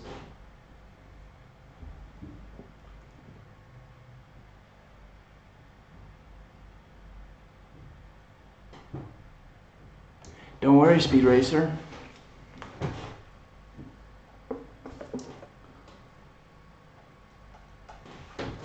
I just realized that other than season 2, each season so far, all 4 have had at least one holiday special. Not all of them are great. This season has Walnuts and Demerol, the Christmas special. Season 1 has Merry Thanksgiving, the Thanksgiving special. Season 3 has Hi Mr. Hornblower, the Halloween special. And Santa's Village of the Damned, the Christmas special.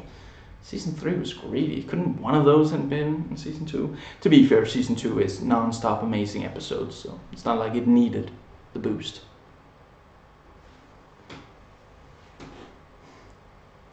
Alan really does not want Charlie or Berta to answer Jake's question, how smart do you have to be to have sex?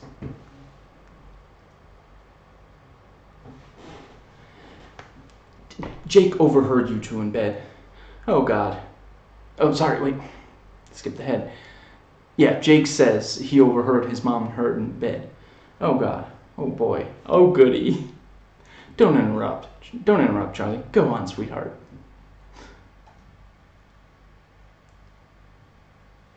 You don't have to be smart to have sex. Yeah, look at your dad. Jinx, you owe me a Coke.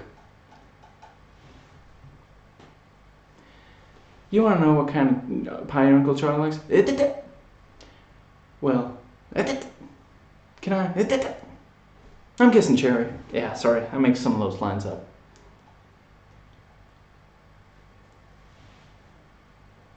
And suddenly Alan realizes that everyone could hear his rant about sex with Judith. Okay, honestly, how much more damage could we have caused? Jake can hear you too in bed. Oh God, oh God. He didn't hear that. Because he hears you giving Herb instructions like he's a blind guy in a minefield. And Herb chuckles. I've been in your position. She only likes the one. Yeah, been there, done that. Or, more correctly, been there till I was doing it wrong. And Judith eventually just has to break up Alan and Herb talking about sex with Judith. I mean, only verbally, but her words carry a lot of power to them. I'll tell you what was unnatural, the look on that Melon's face. Fruit should not look surprised. Charlie is my #1 son. Yeah, but she treats me like #2. You stole that line from Batman Returns, or whatever Batman Returns stole it from. But you delivered it so much better. I understand, it's called a bait and switch and it's a felony. Look at you, taking the moral high ground. With nary a bottle or whore in sight. Bravo. But feel free to find another place to live. Excuse me. And, Evelyn leaves, and a minute or two earlier they were talking about how Alan put peanut butter on his testicles and had the dog lick it off, and then they had to get rid of the dog. I was the only one giving that dog any kind of attention. Of course he couldn't let that go. And, Charlie was like, is that why you got rid of our dog? I couldn't look at him anymore. And Charlie remembers the trauma that Evelyn mentioned. it was that thing of like, this was the worst trauma you could possibly, you ever inflict on me. No, it wasn't. What are you talking about? Uh-oh. They didn't hear me at first because the waterbed was making a lot of sloshing noises. At least I hope it was the waterbed. Oh yeah, her 4-inch heels. She was deadly accurate with those. She could knock out a watermelon out of your hands clear across the room. Man, Charlie talked Alan into a lot of types of masturbation with another object and or living being. They really put effort into those in this episode. This is another episode I really love. And Jake eats pie after overhearing his mother and Herb. He now connects the two of them having sex, or trying to have sex while he can hear it, with him eating banana cream pie. Have you ever had a repressed memory? I forget. Get it? A little psychology humor. Freud was the first to use it. It's much funnier in German, and then she performs it in German. I don't know if it was like a thing, like someone decided Rose should say psychology stuff in German, or, well, it's not always psychology stuff. One of the times it was that thing of like the opposite of Schadenfreude. And it was, she coined the term, she's hoping it'll catch on, and Charlie will do his part. I don't know if that was like a thing someone making the show was, thought of, or someone realized that she's fluent in German, so we might as well have her, but just, yeah. Rose has such detailed sexual descriptions. Charlie eventually has to interrupt her and, go like, no, it was vanilla. Boring. And Charlie realizes things that were actually sex, people who weren't related but were Evelyn's sexual partners. She really, you can see where he gets his debauchery. She had, wow. He wants me to stay here tonight so he and Mom can have sex. Jake, I'm sure that's not it. No, that's pretty much it. I've started remembering things. Well, call the poor girls, apologize, and stop drinking so much. And Evelyn can't even look at him. It has to move the camera away from her. You ruined Yosemite Sam for me. Charlie, what did you think Evelyn was doing? I have to take the bus home. I found whipped cream in Mom's bedroom closet. You know what? I'll take a cab. It's worth it. And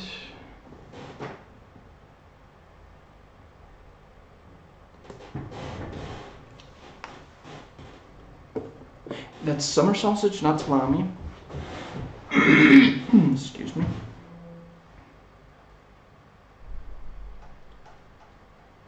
And Charlie keeps pretending that Alan is actually a burglar. It's just a couple of girls having a pajama party. I didn't see any pajamas. Shut up.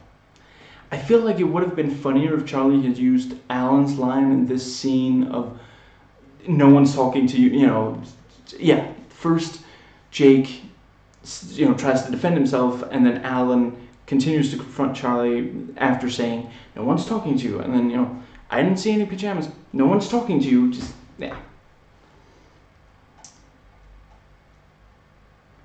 Fine.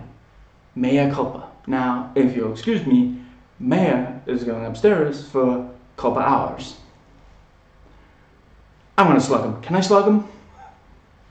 Slug him. And Charlie slips on Jake's skateboard, of course. And Berta's getting out the groceries from the bag. 2% milk, you whiny pinhead. What am I gonna do, Berta? He's my brother. We can make it look like an accident. No, no accidents. As long as my mother is still alive, Fredo stays alive. Or we don't want her for something. Well, how do you define getting serious with life? Well, I've stopped drinking in the morning. It's like, when she says I'm getting serious with my life, he figures that, if he says that he is doing that as well, better chance that he'll, have sex with her. But when she says, so you're going to have kids, so you're going to get married, he's, no, that's not. You wouldn't happen to have any acidophilus milk, would you?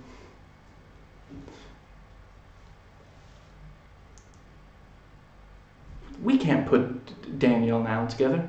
Don't say that. Unjinx, unjinx, unjinx. And Alan bought acidophilus milk and wants Berta to know about it. Berta, is she not beautiful? Hey, I'd do her. Do you want the truth? Be nice change of pace. I see he has accepted that Charlie is always lying and will give him a signal when he isn't. Transphobia.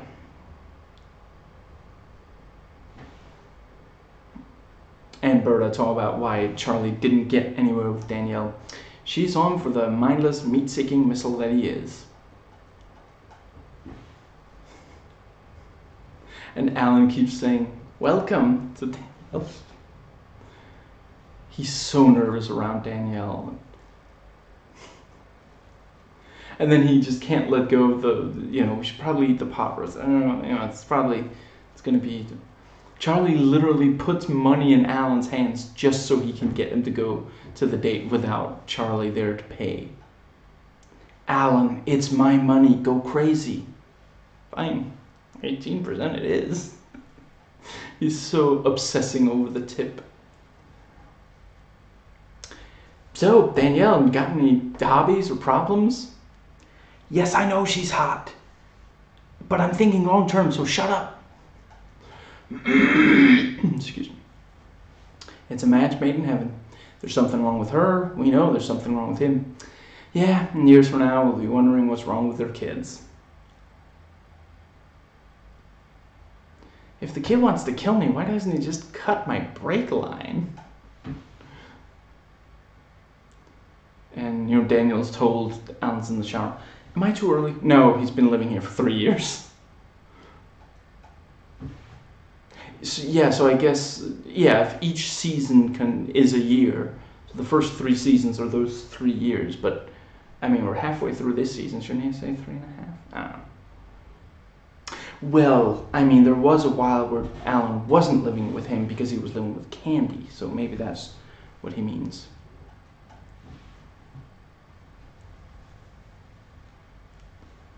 It's a long story. Alan takes long showers. Longer when he's not dating.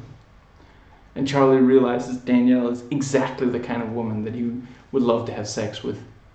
New plan. I'm going to boink Danielle and Alan's going to live forever. Going to live here forever. Quelle surprise. Pretty sure that's French for what a surprise. She gave me a goodnight kiss, but it was perfectly sober and her tongue did nothing freaky. And Danielle downs the glass of wine. Wait, if you don't have time for margaritas, I can mix one up in your mouth. And Danielle drinks wine directly from the bottle. Whoa. There's no need to fight over me. Alan, you're a sweet, gentle guy. Charlie, you're a pig. But I find you very attractive. There's only one reasonable solution. I'll have to do you both. If Charlie had let Danielle go with Alan, there's a chance that Alan wouldn't have realized about Danielle's past before they were living together or something. By that time, it might no longer be Charlie's problem. But he couldn't even let one woman go. Not if he wanted her, even though he wouldn't expect it to be for very long.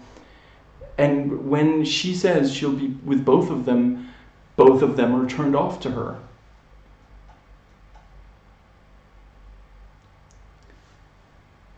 And, Charlie claims to the girl he only drinks acidophilus milk. Well, I've been known to add a few fingers of vodka. Kind of an acidophilutini. You're cute. And then she walks off. I can't. I promised Bert I'd get the groceries. You're right. You're always right. Other than her past, Danielle was literally perfect for Alan. And for Charlie to get Alan out of the house. They're classy and she's really rich and already has her own place on the beach. Alan wouldn't even have to, live far away. She has a big place on the beach. So he could be, he could live in the way he's accustomed to And yeah, they really seemed great together, and the date went well and everything, but Charlie can't let even one woman go. That's, I think, yeah, Rose asked in an earlier season, are a lot of fleeting orgasms really worth more to you than your long-term mental health? Is your long-term mental, yeah, it's not worth losing even one of these fleeting orgasms. Now, that brings us to my Damn Stalker. How was your date? I hate electric cars. I don't like scented candles. Once again, how was your date? It was fine until her husband silently pulled into the driveway in his electric car, and then find out, yeah, he just barely got away. Let's see what puts a chubby in your chinos. Excuse me. My back. There we go. And Alan's just using an internet dating service. This was back when you needed to use a computer rather than just a smartphone, and when way less people did it. Excuse me. And Jake's trying to guess what an aqueduct did. Something to do with water and a duck? She's helping Yertle the turtle study for a test. Boo-hoo, somebody cares about Charlie. Nobody ever wrote their name on my underwear. Wait, once. The Department of Corrections. Excuse me. You could do a lot worse than Rose. I have done a lot worse, but that's not really a recommendation, is it? Like, couldn't you get him proper tutor? Why? She has advanced degrees in like 3 of the subjects. She loves him, he worships her, and all she asks is to sit naked in your laundry hamper. And, after the studying, Rose has to give Jake a cookie as a treat. And Rose keeps asking if he promises to call. Educate me, Alan. To which Malibu beach house are you referring? Enjoys long walks to a free meal. You're throwing me out of my own house? No, if you read the profile, it's my house. And then the doorbell rings. Will you play along? I guess we'll find out, won't we? See, Alan, if you had gone along with Charlie's lies for dates, maybe you could be more sure that he would play along for yours. Rare though they might be. And, Charlie says thank you about the house being beautiful. And then Alan goes, I encouraged him to think of the place as his own. Yeah, that way I don't feel like such a worthless parasite. Weren't you going out tonight? Gee, I was, but me, flat broke again. And, the bartender repeatedly insults Charlie. I gotta do more drinking at home. There is no relationship. There is no path. How very zen of you. When did you get married? After the last time I slept with you and woke up with campfire taped to my forehead. I realized how cold and empty my life had become. Thank you for that, by the way. And, Charlie tries to hit on this young woman at the bar. Gee, I'm sorry, sir. I don't have daddy issues. And she calls him sir like he's 60 or something. And... I guess I've got it. Uncle Charlie, you're an idiot. Why am I an idiot? It's your fault that Rose is leaving. Berta, explain it to him. Jake, honey, your Uncle Charlie's an idiot. Hey, Dad, can we go to Sizzler? Ah, the modern vomitorium. Man, Alan can be thick. It takes so much for Beverly, his date, to convey to him that she wants to have sex with him. Are you sure you're the loser brother? That's always been the consensus. I just can't find my damn stalker. Can't find this damn stalker? They're usually in the last place you look. And Rose framed their first restraining order. Look how shaky your signature is. You were so spooked. And Charlie walks uninvited into Rose's home. What a nice role reversal. And realizes she really is leaving. And with Beverly, Charlie is all nostalgic for Rose, and it really creeps her out. Now, that brings us to young people have phlegm too.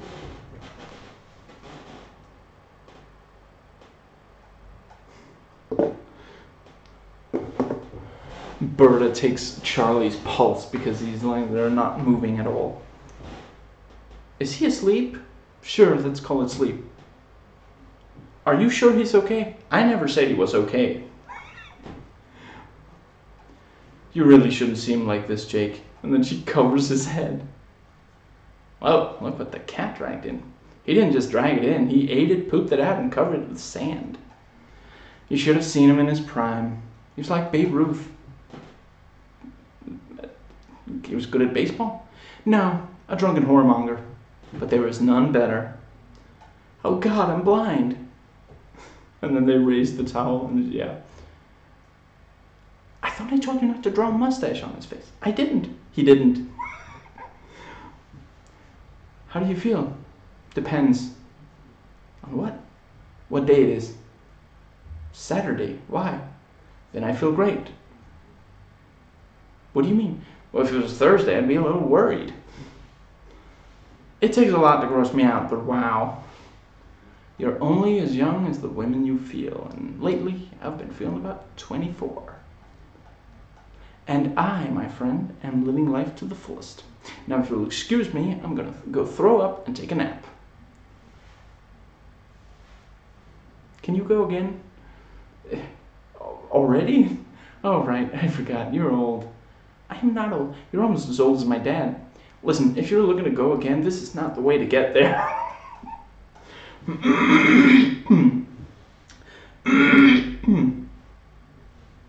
If she's 24 and he's old enough to be her father, let's see, I guess he would have to be, I mean, if he's only 40, that would make the father 16, so I guess at least 42. And probably older. Maybe late 40s. I mean, maybe she thinks he's older than he actually is. And, you know, Charlie about why they can't go to a club. It's 11, so we'll get there early. And Alan is doing exactly what Charlie suggested doing, watching The Daily Show while eating toaster pizzas. And, you know, when Alan doesn't want to go to the club, she has a 20-year-old girlfriend. Is it dressy or dressy casual?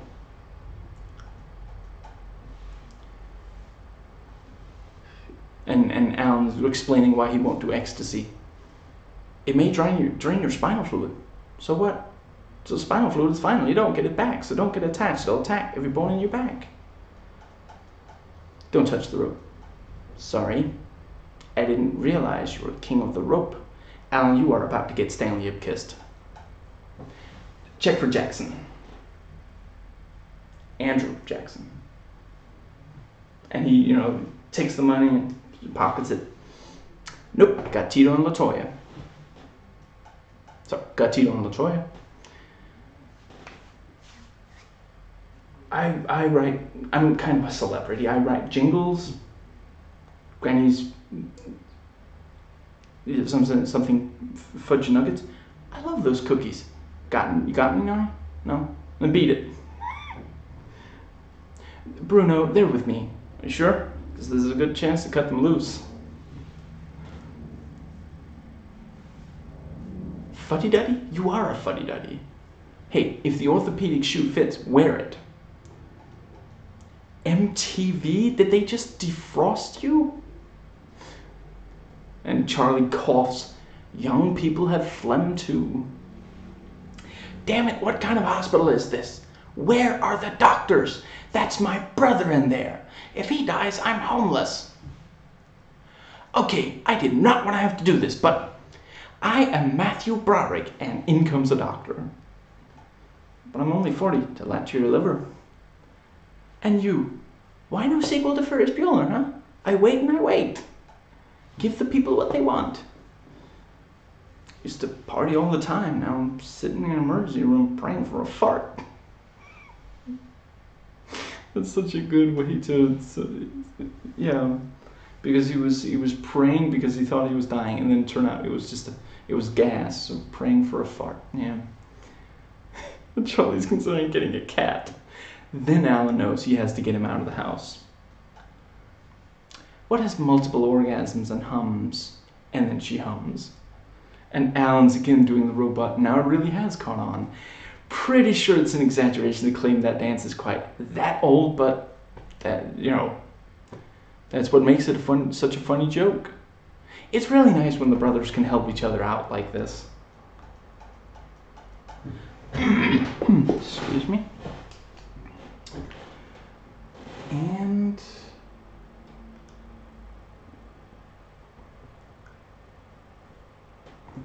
I merely slept with a commie.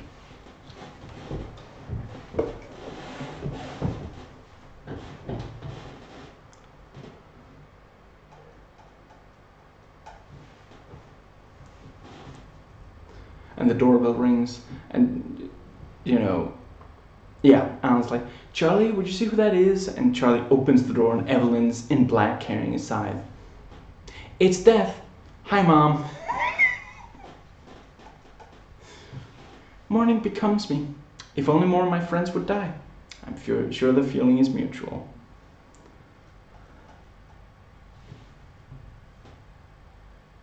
And, Charlie's talking to Alan about Ellen's funeral.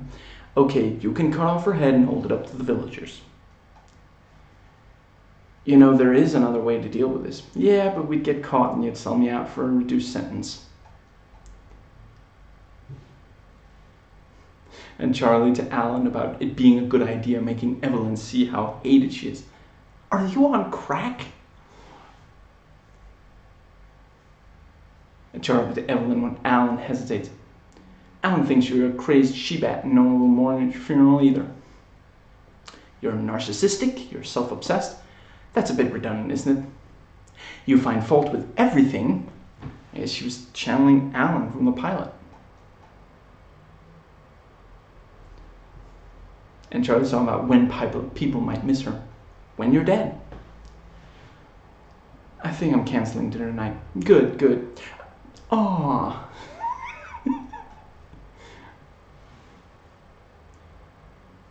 And Alan about whether he actually believes that Evelyn will change. I have to, Charlie. I have to.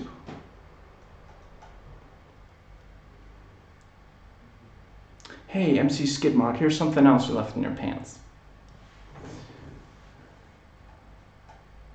She hasn't talked to us in weeks. Don't you think showing up with a present might jeopardize that? You tell him, poop dog. Jake, I'm not going to tell you again. You're a pasty white kid. Start acting like one. And Charlie's talking about what the price range is for birthday present for Evelyn. Enough that she can't complain, but not so much that it's worth her while to return it. And Jake really did find a grizzly bear tearing apart a salmon. And of course he thought that they actually meant that would be a good present for her. If someone is not going to mourn at my funeral, I certainly don't want them at my birthday party. Well, then who's here? And Evelyn got a new family. Son of a bitch, she got new people, just like he had guessed. And Jake about what Chang-Poo plays on his cello. So no Grand Theft Auto? That's serious. If you're a kid today and you're playing an instrument, not any kind of video game system, seriously, move out of your Mormon's parents' apartment as soon as you possibly can. I say Mormon because the Amish don't have internet, so they can't be watching this video. Don't feel bad. I bet he can't burp the alphabet. Alan, there's a part of her she's missing. It's called a soul. I don't try to change you. You don't try to change me. We accept each other as, capable of changing. Too much lemon juice in the Budapest sauce. You should ask Philip for his recipe. You might also ask him who cut his hair. You don't have to be gay to look nice. And Charlie and Alan both pretend it's the other brother who had a problem with Evelyn. And of course Charlie only called while Alan showed up and cooked. Sweetie, I've been asking for a good picture of you and Jake for years. All I've ever gotten was a school picture of Jake where he appears to be sucking on his shirt. Oh yeah, they served spaghetti on picture day. And he lost control of the spaghetti. I really should have stopped drinking during the pregnancy. A family picture? Would it be rude of me to point out the obvious flaw in your plan? And Charlie and Alan both pretend about wanting to be in the family picture. And Evelyn brought her family, of course. And Jake and Cheng-Pu play Smoke on the Water, and Jake thinks the cello introduction is crap. Do we ever see this other family again? I guess we're supposed to take that she really did get rid of them once Cheng-Pu learned stuff from Jake. And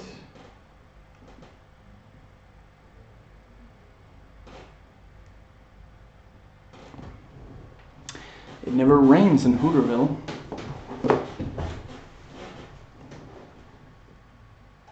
And now Candy wants to be an actress. Good CSI parody dialogue. I, for one, totally buy you as a brilliant forensic investigator. Thanks, but I believe it's pronounced forensic. What did you think? Unbelievable. Thanks, Trent. I mean, beyond belief. Thank you, Charlie. I mean, I just don't believe it. My mind is just completely blown. Let's not put the cart before the horse. Maybe a little. I've been rehearsing all day. And Candy thinks Alan's talking about a spray tan. It has nothing to do with luck, Alan. You just stay there with your eyes and mouth closed. Doesn't Trump get spray tans? I can't imagine him keeping his mouth closed for even a short space of time. I would say that maybe he's tweeting during that, but I get the feeling he's the kind of person who says the things he's tweeting as he's writing them in as well. Thanks for lending me your chiropractor coat. Makes me feel like a real doctor. Now you know why Alan wears it. And if pigs start flying out of my butt, we'll have bacon for the rest of our lives. I don't know that I'd eat that bacon. You say that now, but Charlie keeps opening the door thinking the knocking is someone at the door. Quick little bastards. You made fun of that other kid who had a mop instead of a broom. He started crying and his father punched me in the chest. No. Well, you weren't the one with the cracked rib. So like Scrubs' janitor? No, that's your answer? Yeah. And Charlie leaves with Jake's hammer. At least they can take one hammer out of his hands. He didn't weigh more than 8 or 9 pounds. He craps more than that now. And Alan about whether or not he knows to do outdoorsy stuff. I thought we'd learn together. Sounds good. You and Knucklehead out in the woods together, taking turns, shooting each other in the ass. My life is just one big joke to you, isn't it? Actually, it's more of a limerick. Any chance you could go camping in Nantucket? And Charlie's playing poker with the guys again. I recognize the bald guy from the pilot. Have we seen these guys since then? And there's horrible weather, of course.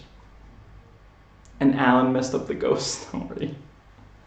Dad, over the past 3 birthdays, I've got $175 in birthday gift cards. They're all yours if we can go home right now. Dad, bite me.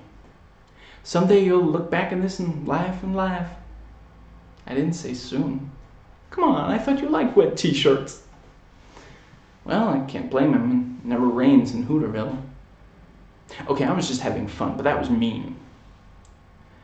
In the Me Too era, the jokes about Candy getting felt up and performing jumping jacks because of Hollywood are really uncomfortable. No, that's okay. Let's make a baby. Alan, during our marriage, it was practically all we talked about. Baby, baby, toenails, baby, ear hair, baby, how clocks work, baby.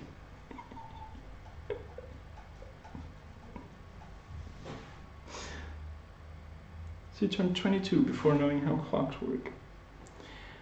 So you really want to do this? Do what?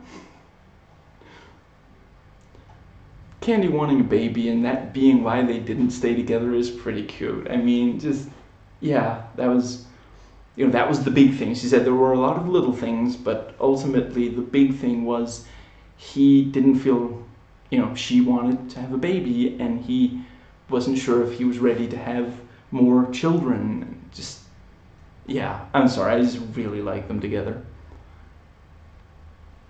In a while, these eyes are going to be filled with judgment and condemnation. Okay, maybe that's just me. Charlie's got issues.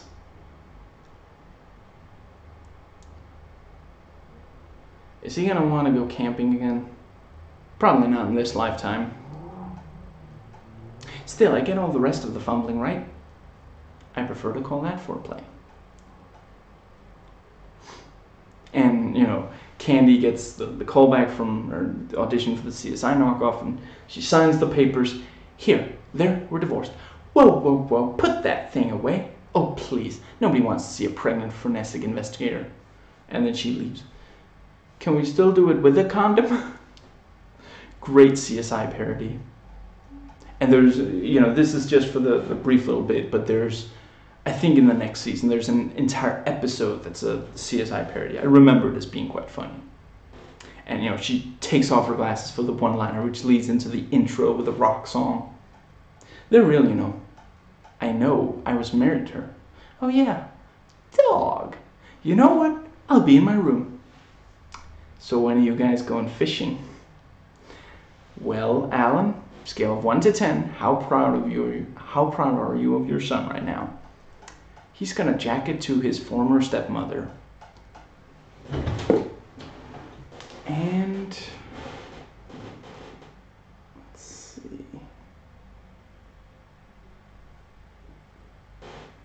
Smooth as Gandalf.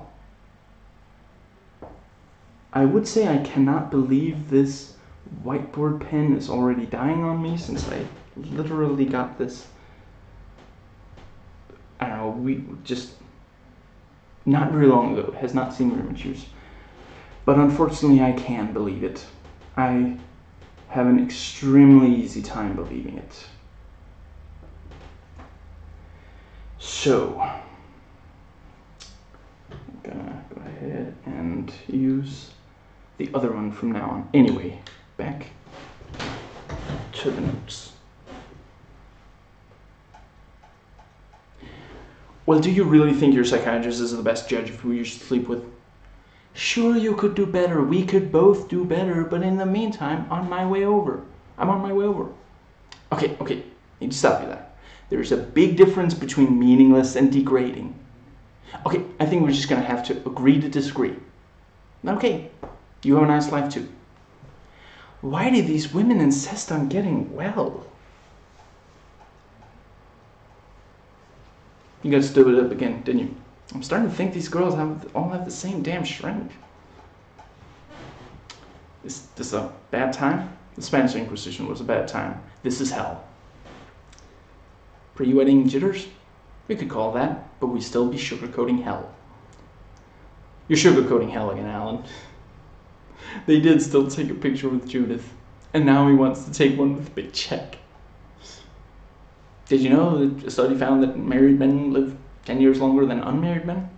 What if they don't want to? So, do you get your original testicles back, or does my brother give you his? Myra, the castration jokes are getting old. Not at my house. Judy Greer is so good in this, at this character, and in general in other roles.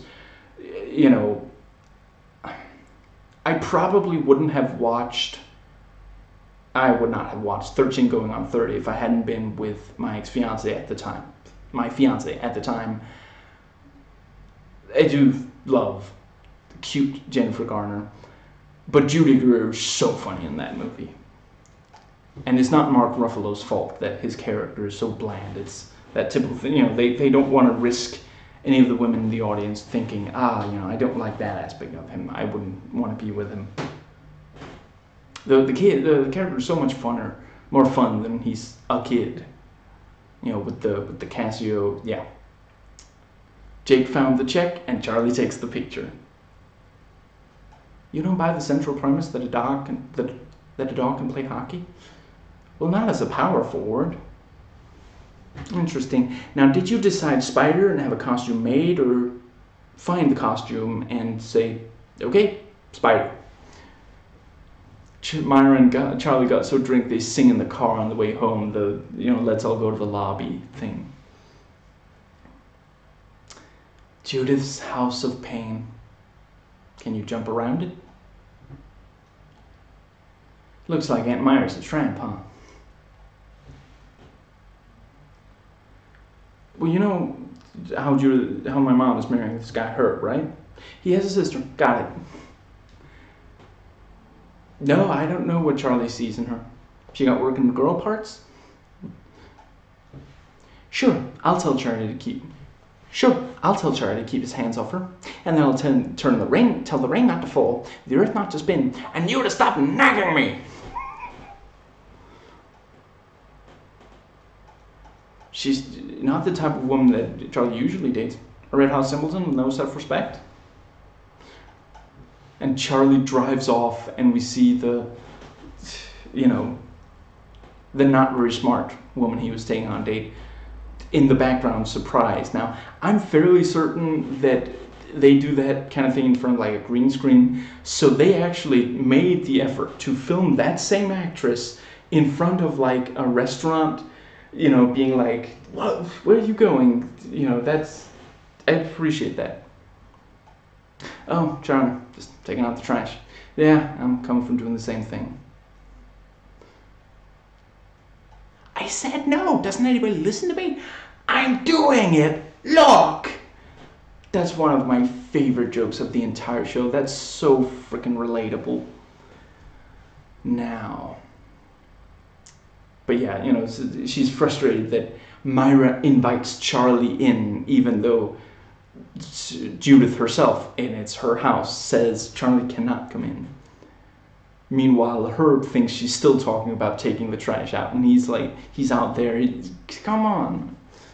I really love Myra's reaction. The plot thickens. I love Herb's Dr. Jekyll and Mr. Hyde for Judith and the others. Judith is like yelling at him, and he's like, fine, I'll go out there. And he sticks his head in with a big smile. Hey, who wants ice cream? And he tells Judith, she doesn't have to check in, I'm gonna go check into a hotel. You don't have to do that. Oh yes, she does. No, she doesn't. I really appreciate this. Last night, sex was the last thing on my mind. Oh gee, what girl doesn't like to hear that? And she's wearing this dorky pajamas. I'm sitting in the middle of your bed in my 60s lingerie. Charlie, I don't want to put any pressure on you, but I'm a virgin. You are? Man, you gotta stop sleeping with dumb girls. It's rubbing off on you. And Alan and Jake overhear them having sex because of the springs of the bed, which I'm not sure we hear at any other point in the series, as far as I've watched long. So I don't know what's up with that. Yes, I do. It's for the one-off joke. I can live with that.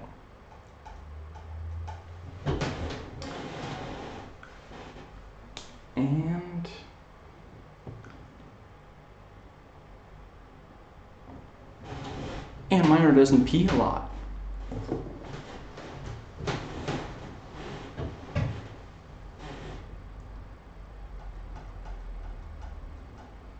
I'm really glad that these whiteboard markers are so inexpensive that even though yeah, they die on me like nothing. It's never expensive to get another set of 4. Thinking of chewing your arm off? Why would I chew my arm off? Maybe because you're not horny anymore and you remember that I'm staying through the weekend.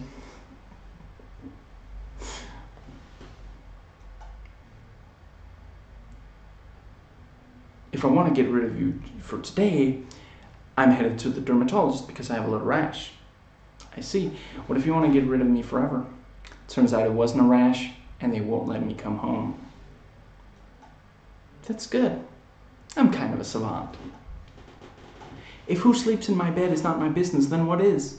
Let it go, Goldilocks. Nothing about your Uncle Charlie's life is fair. You know? We do. You know, Alan, Jake, and Berta in unison. Let me just start by saying I appreciate the gusto with which you approach life.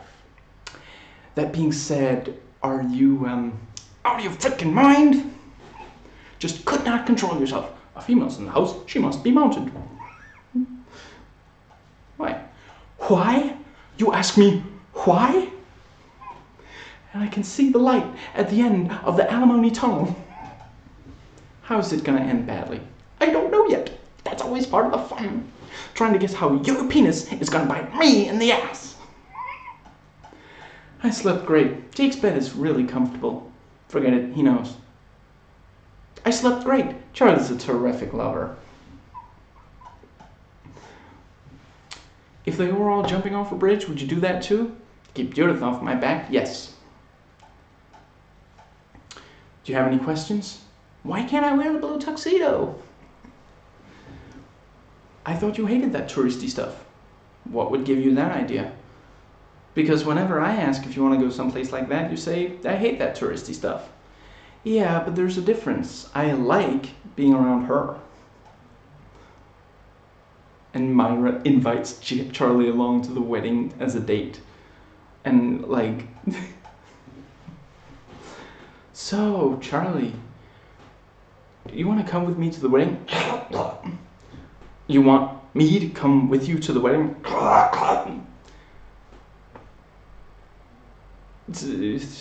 Yeah, I forget the song. Yeah, absolutely.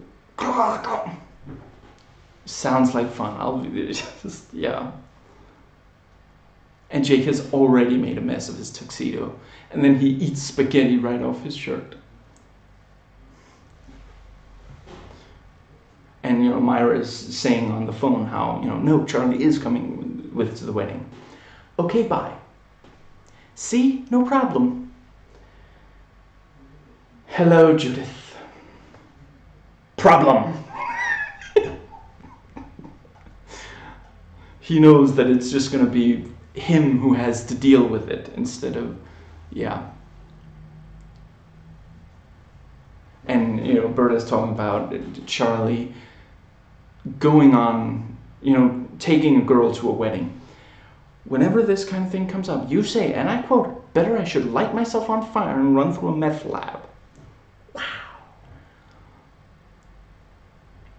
Myra's not one of your handy wipes that you can just throw out after you wipe your handy. Not based on sex? Well, unless she sweats bird and farts $500 bills, what is actually going to keep you two together? Judith, great news. I talked him out of it. He wants credit for that. I'm stupid on a straight line. Excuse me. And right after Alan hangs up on Judith, and it's like, you and Herb have a great wedding. Okay, bye. And then Charlie's, I'm going to the wedding.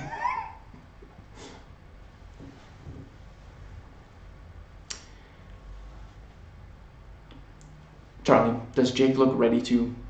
Well, he's not wearing any pants. That's ready for some things. Myra and Charlie had sex in the coat room.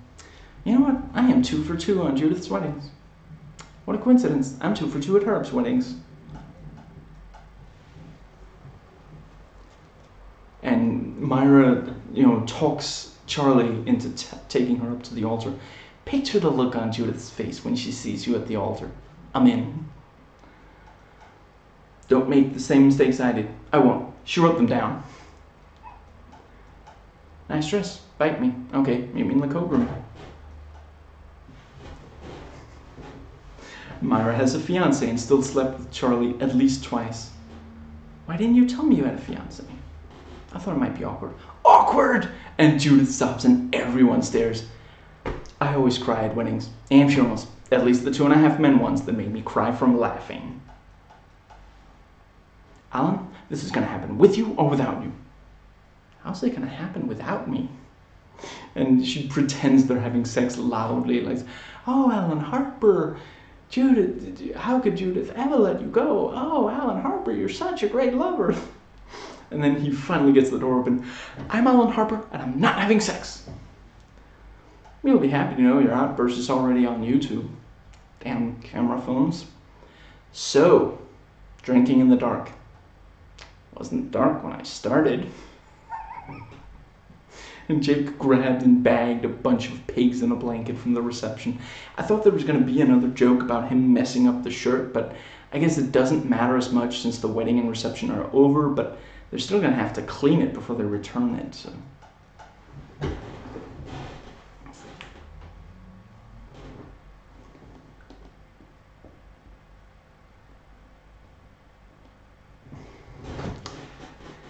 Tuck, Tape, and Gorgeous. I would change that title to something less transphobic, but I literally have to change every single word, except maybe and. And, you know, Charlie wants to join the single parent support group. You don't have a kid. Are they really strict about that? Because at the dog park, I just show up and say, that's him by the tree. The depths of your degeneracy continue to astound me. Really? Still? And, you know, the Charlie's asking about, you know, why Greg's marriage, and what ended it? Drinking, gambling, gay. Her? No. And Charlie is so uncomfortable. So, what, you don't want to try drinking and gambling?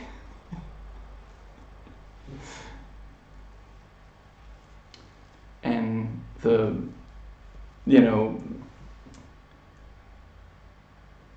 yeah, you know, I don't hang around with men. I prefer women. Oh, you know, some of my best friends are women. None of my friends are women. I see. No, you don't. And he asks Greg which of the horse tracks he goes to, you know, I'll go either way, apparently. And, you know, how much do you know about Greg? Well, he's divorced. He has, you know, his kid is so-and-so old. He's gay. He has a boat. Okay, slow down. Well, the boat's... That was, yeah, he was interested in the boat, not the gay. Oh, he knows he's not. He knows I'm not gay. Really? Because for 16 years he didn't know he was gay. Berta, how long have you been working for me? Define working. Okay, don't get your panties in a bunch. What do you mean? It means don't become so agitated that your undergarments become entangled within your crack. It's one of those Cuban fellas you're like puffing on. See, if the guy who said that to Charlie wasn't gay, he'd be fine with it. And Jake is so oblivious with Sophie. What smells like cherry? And lip gloss. Does it taste like it smells? You want to find out? Yes. And then he wipes his finger on her lips and tastes instead of kissing her. Wow. And the brothers discuss which is gayer, and of course have some transphobia with, yeah, Charlie having taken home. And, you know, Jake is in the car with Judith and just telling you, oh, you know, not much happened. Oh yeah, I think Dad's gay now. That was a red light, Mom. And again, good work on the green screen. Yeah, you know, you see behind her, she definitely ran a light. I'm not sure. Yeah, you can't tell from at this point if it was red or not, but yeah, she ran a light. Not everyone puts that effort into it. For $350 an hour, you can say what you want. It's your money, Charlie. We're talking $7 a minute. I have a friend. No, this is actually a friend. He thinks that I might be gay. I can see why. You do? You do? And he's like, he has his legs like crossed over in a feminine way, and then he like makes sure to do it in a more masculine way. And Judith smiles at Alan. Alan doesn't know what's going on. It's so nice when Judith is happy. For all these years, I blamed myself for our marriage failing. I'm pretty sure you've been blaming me. And Judith talked to Evelyn.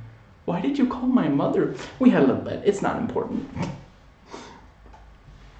I guess Judith had bet that he wasn't gay since she seemed so surprised by it. Or maybe it was just the timing. I don't know.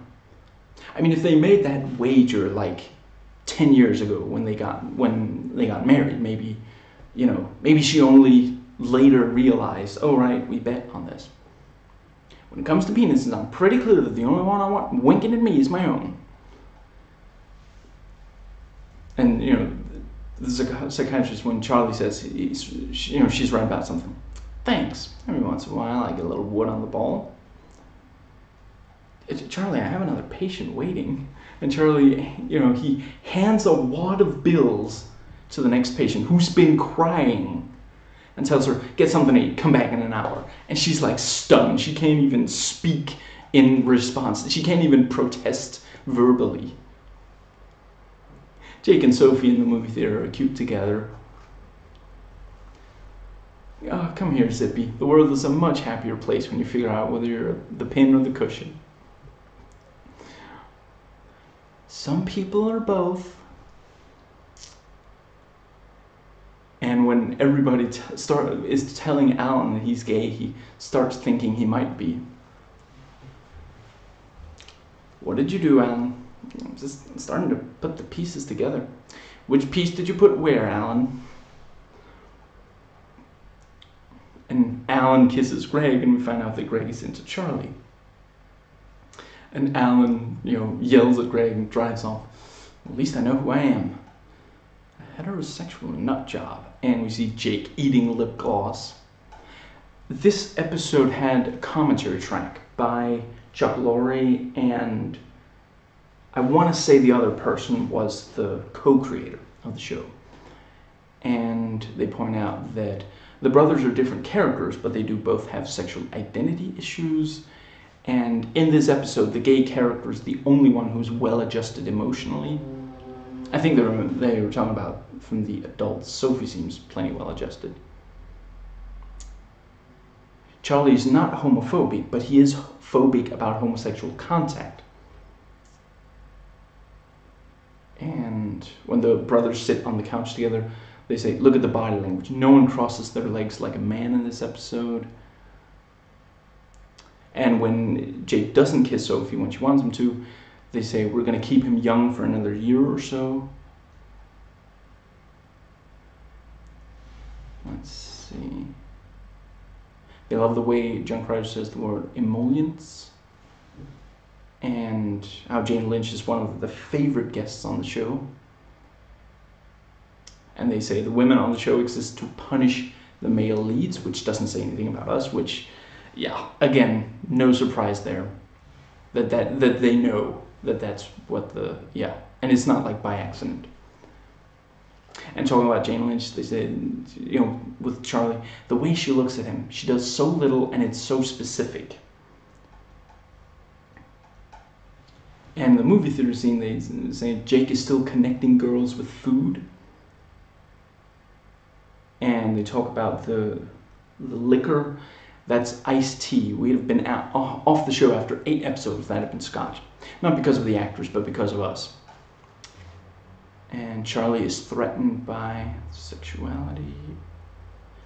That's pretty much the theme of our series, The Heterosexual Nutjobs. We'll be right back on CBS. And moving on. I guess this episode, this video is kind of in the middle. It's not 4 hours and 20 minutes long, but it's also not like an hour or something. 2 hours and 25 right now, by my count. By my digital watch count, I don't count myself. Mr. McGlue's Feedbag.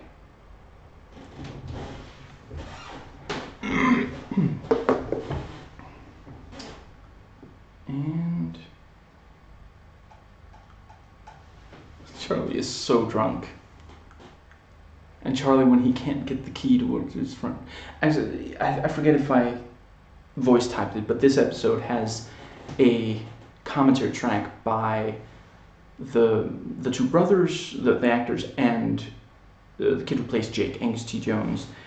And they actually, apparently, Charlie was not supposed to be on camera. And, you know, John Cryer directed the episode, I also want to mention that. Charlie was not supposed to be on camera for this first part. So when he memorized it, he just memorized the words. And then suddenly it was like, oh, hey, wouldn't it be funny if we saw it? And then he had to make up on the fly what he was going to do. And Charlie, when he can't get the key to work to his front door, oh no, wrong house, I'm lost. And then Alan opens the door from there. Oh, hey, Alan, come on in. And Charlie describing that he has layers, a thin crust, magma, and a chewy nougat center. I think you might have mixed your metaphors a little bit there, but I mean, he is very onion-like. Where would we be without cars? And how would we get there? Relax, I'll take Jake to the DMV to get his license. Book report. Beans. Oh no, Charlie's blackout chilly. And she talks about how when she gets blackout drunk, she goes to a bar, biker bar, takes a swing at the biggest chick there, and wakes up with pool cue in her butt or something like that. I forget the exact wording. Oh geez, Jake, how many times have I told you not to crap up my kitchen? And Alan just cannot stop talking to the guy he sits next to at the DMV, and the other guy is not having it. If you need something, ask Berta. She won't give it to you, but she enjoys being asked. I have to use my own money to bet on horses. Boy, you really are a father's son, aren't you? When it comes to any transaction, there's one thing both parties need to agree on. We're going to a party? Pay attention. I thought we were going to the track. I swear to God, I will throw you out of this car. Charlie explains leverage pretty well. And the woman who had, number 138 really gamed Alan. And, Jake is like, why can't I bet on the 80 to 1 horse? You can, but there's dogs with forks and napkins waiting at the finish line for that horse. Jake actually thought betting $14 on an 80 to 1 horse is $132,000. And he, at one point in the calculation, says, 1 times 0 is 0. Wow. Wow. And he did win. And Alan tries to game a woman at the DMV and does not at all. It does not at all work. And Jake is talking about what to buy, and it's like, you can't buy big things. You have to spend on a lot of little things, like donuts. Yeah. What if I buy a donut machine? I could hide it in the safe. You said you were only going to live here for a couple of weeks, and you weren't drunk when you said it. And Alan catches Jake throwing his money into the air on the bed, and it's literally like the moment he walks in, like tons of it is like falling down. It's just perfect. And then he's like, Uncle Charlie made me go to the horse track. Made me go to the track. What a day. Sitting. It was like jury duty, without the fun of sending someone to jail. college fund, the one with $1,100 in it. Come on, Alan, he won that money fair and stupid. I told you, I misdialed. Yeah, every Wednesday night for 20 minutes.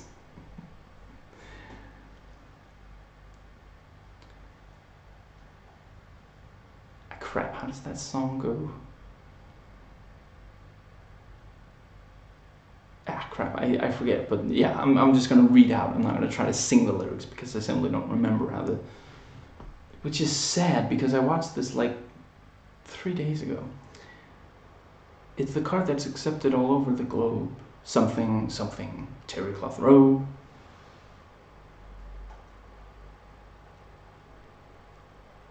That money gives him choices and freedom.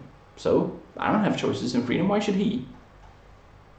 I love it when Alan gets really selfish when it comes to Jake. Also talking about, you know, so what if Herb will be a great stepfather to Jake? Really, I am as sorry as I could possibly be. Yeah, he means it. He did not want to see the money wasted like that. Go ahead, say it. I'm stupid and I got ripped off. Nobody thinks that. I wouldn't say nobody. Jake, every guy at some point gets ripped off. I once spent $100 on a bag of oregano. Oregano? Your uncle was making spaghetti sauce. Excuse me. These are notes from the commentary. All three actors, the brothers and Jake, sound so different from their characters. And John Cryer says, I realized how difficult it is to direct when you're inside the show. And they talk about how difficult it is to handle all those props and excuse me, when Charlie's making his blackout chili, there are 14 props in one scene and he has to get it all right to maintain continuity between takes or it'll be impossible to edit together. The three are quite fun on the commentary track. John Cryer doesn't think that the reveal on the big guy is spectacular. I think it fits perfectly. He's talking about how he wanted like a big torso walking in shot or something.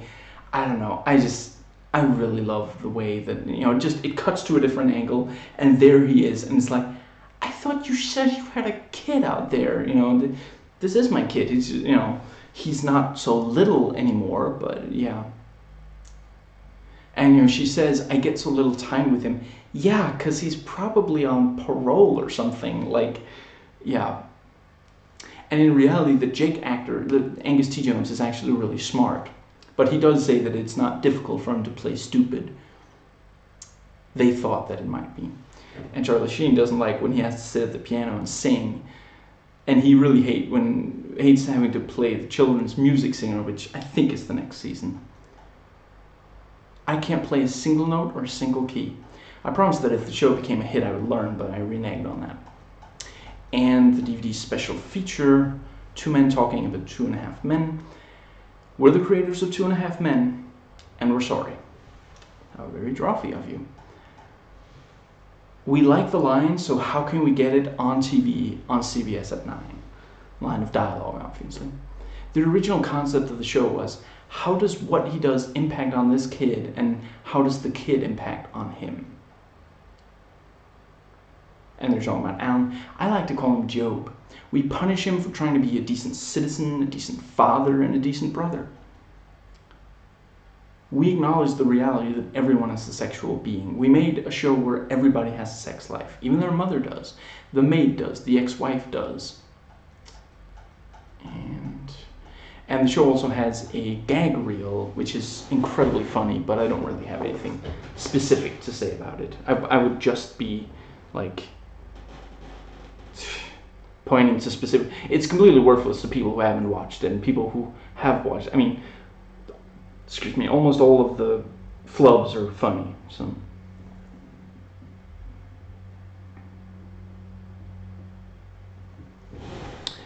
Anteaters. They're just crazy looking. And their name tells you what to feed them. And Charlie's trying so hard to get Chloe to leave. Most guys are selfish, hateful bastards. They just want to sleep you and throw you away. When will I learn? Soon. Very soon. Don't tell me, tell the cockeyed optimist in my pants. They actually got that 4-letter word specifically referring to a penis into the, but yeah, cockeyed, that's a saying. So what could the censors have to object to about that? Alan, do you know what the difference is between me and you? I don't scream when I pee. I took care of that. Now, the difference between you and me is I have vision. I see what others don't. You look in an animal shelter and see homeless dogs and kitties about to be put to death. Me, I see an ass farm. I'm speechless. No words necessary. Silent admiration is all I ask. So what is it you want to tell me? And then he leans on the railing, it cracks, and he falls down onto the sand.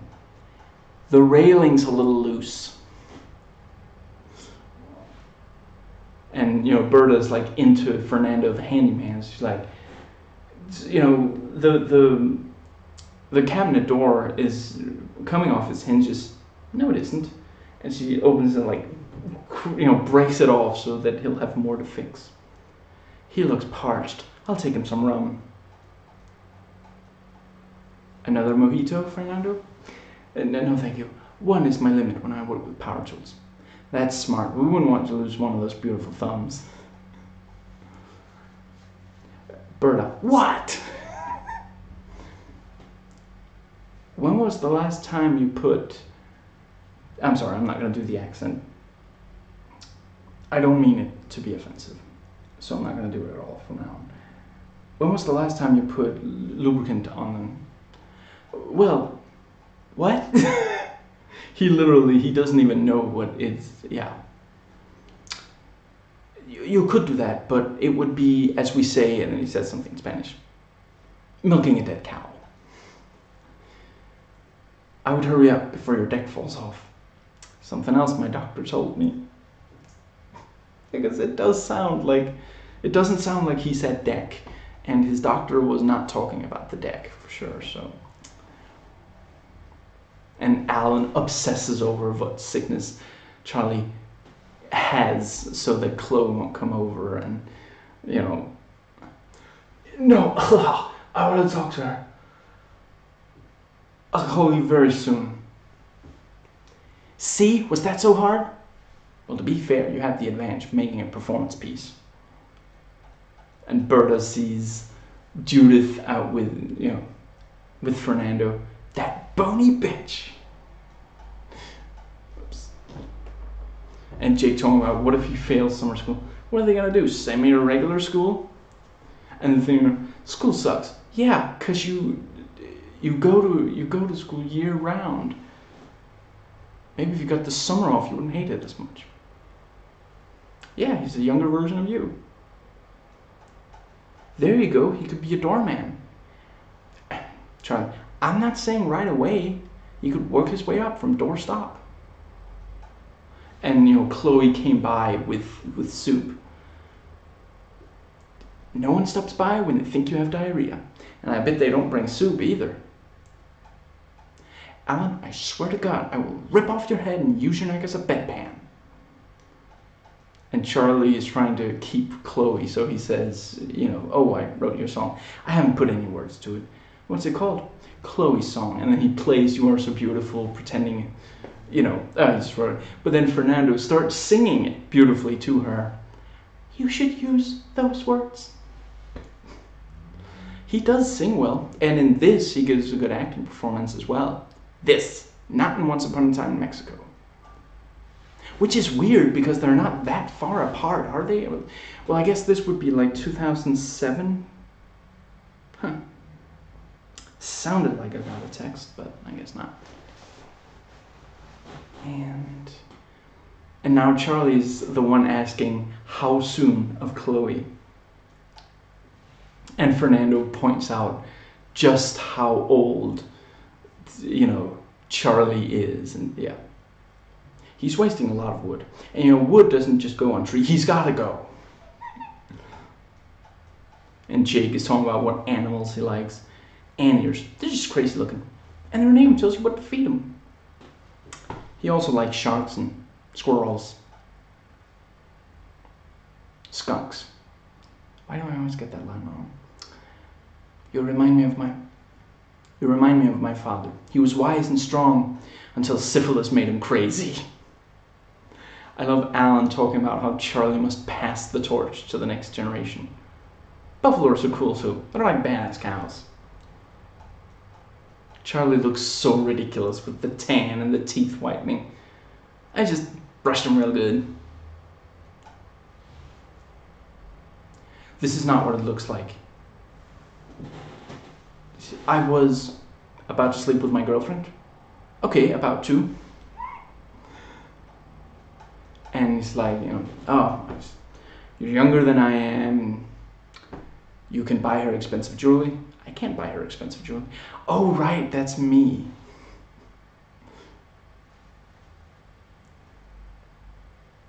And, Charlie about when he's coming up soon. How soon? Hehe. And I'm sensing some judgment here. You're very astute. And, Alan says, you won using this and this. True, but I won. You know what the difference is between you and me? And then he leans on the railing on deck, cracks, and he falls. Yeah, I wouldn't fire the handyman before he finishes. Hey, I can see your teeth from up here. That was incredibly stupid. Firing him before he was done fixing the deck when that was a problem.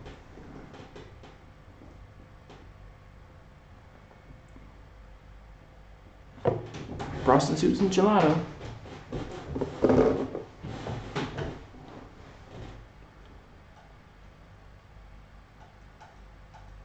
Jake keeps getting brain freeze, and Charlie's like, I don't think brain freeze is an accurate description here. They haven't been dating long. How do you know? He's still smiling. And, Teddy goes up and, okay, Jake's in the bathroom stall. Gonna be long? I don't know. Because he doesn't actually have to go. He's in there to hide from Evelyn with the brothers, and he's too stupid to lie about it. And, eventually all three of them are whistling Bingo was his name, and then Jake sings the last part of it. And now Teddy whistles it. So listen, when you guys are done screwing around in here, your mother would like to talk to you. We weren't hiding, which does not invalidate your premise. Come on, it won't scar Jake. Yeah, but what about us? And Charlie doesn't pick up the phone because it's Teddy, who he knows is with Evelyn. What if something happened to Mom? And we'll just wait for Dorothy to bring us her broom. And, Alan talks to Teddy, and he's like, Charlie, would you like to... Nope. Charlie can't come. Okay, great. You don't even want to know? Nope. You're gonna be sorry. You're gonna be homeless. Why do you always have to play that, card? He does, doesn't he?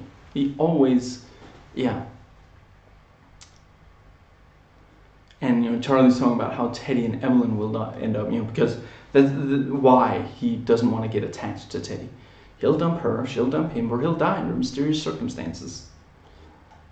Alan and Charlie are both behaving like children about Teddy. I really love Teddy's deadpan reactions. Terrific. Beautiful. In response to extreme statements. Did I do something to tick you off besides slipping it to your mother? Look, when you get to be my age, most of your friends are either married or dead. What's the difference? The dead ones stink up my plane. I love Alan talking to the rapper. He is so white. I think that might be that Snoopy fellow.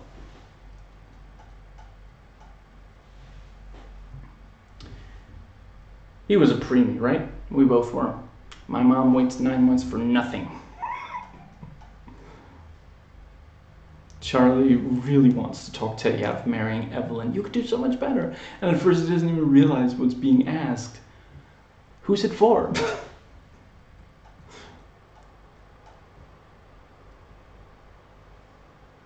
And a prostitute comes up to Teddy and is like, "No thanks, I'm engaged. Yeah, something.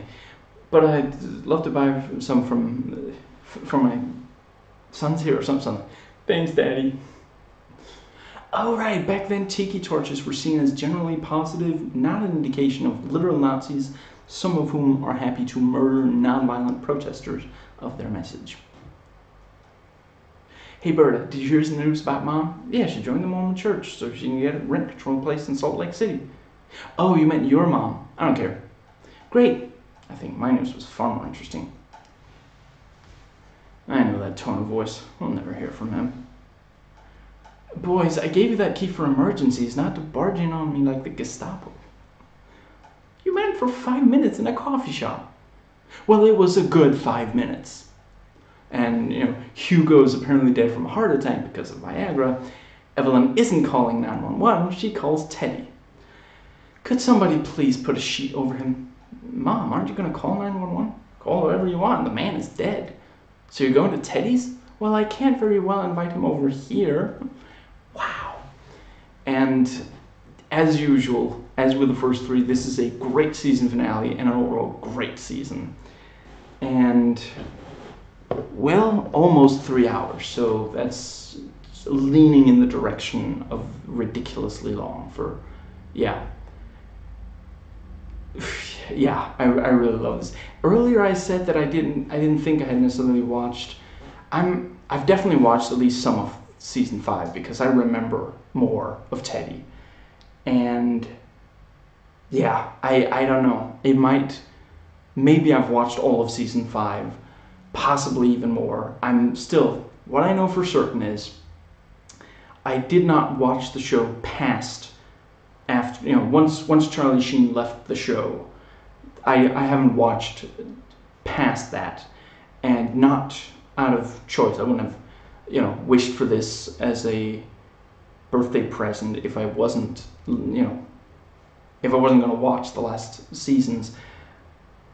I stopped watching it when I stopped watching TV, or when maybe they replaced it with reality television. They replaced Charmed with reality television. I will never be able to forgive them for that. Anyway, I think I'm gonna, yeah, that's it for this one. So I hope you enjoyed watching, as I enjoyed performing. More of a physical performance this time around also. I'm not sure if I'm going to keep that up, but we'll see. I will catch you next time.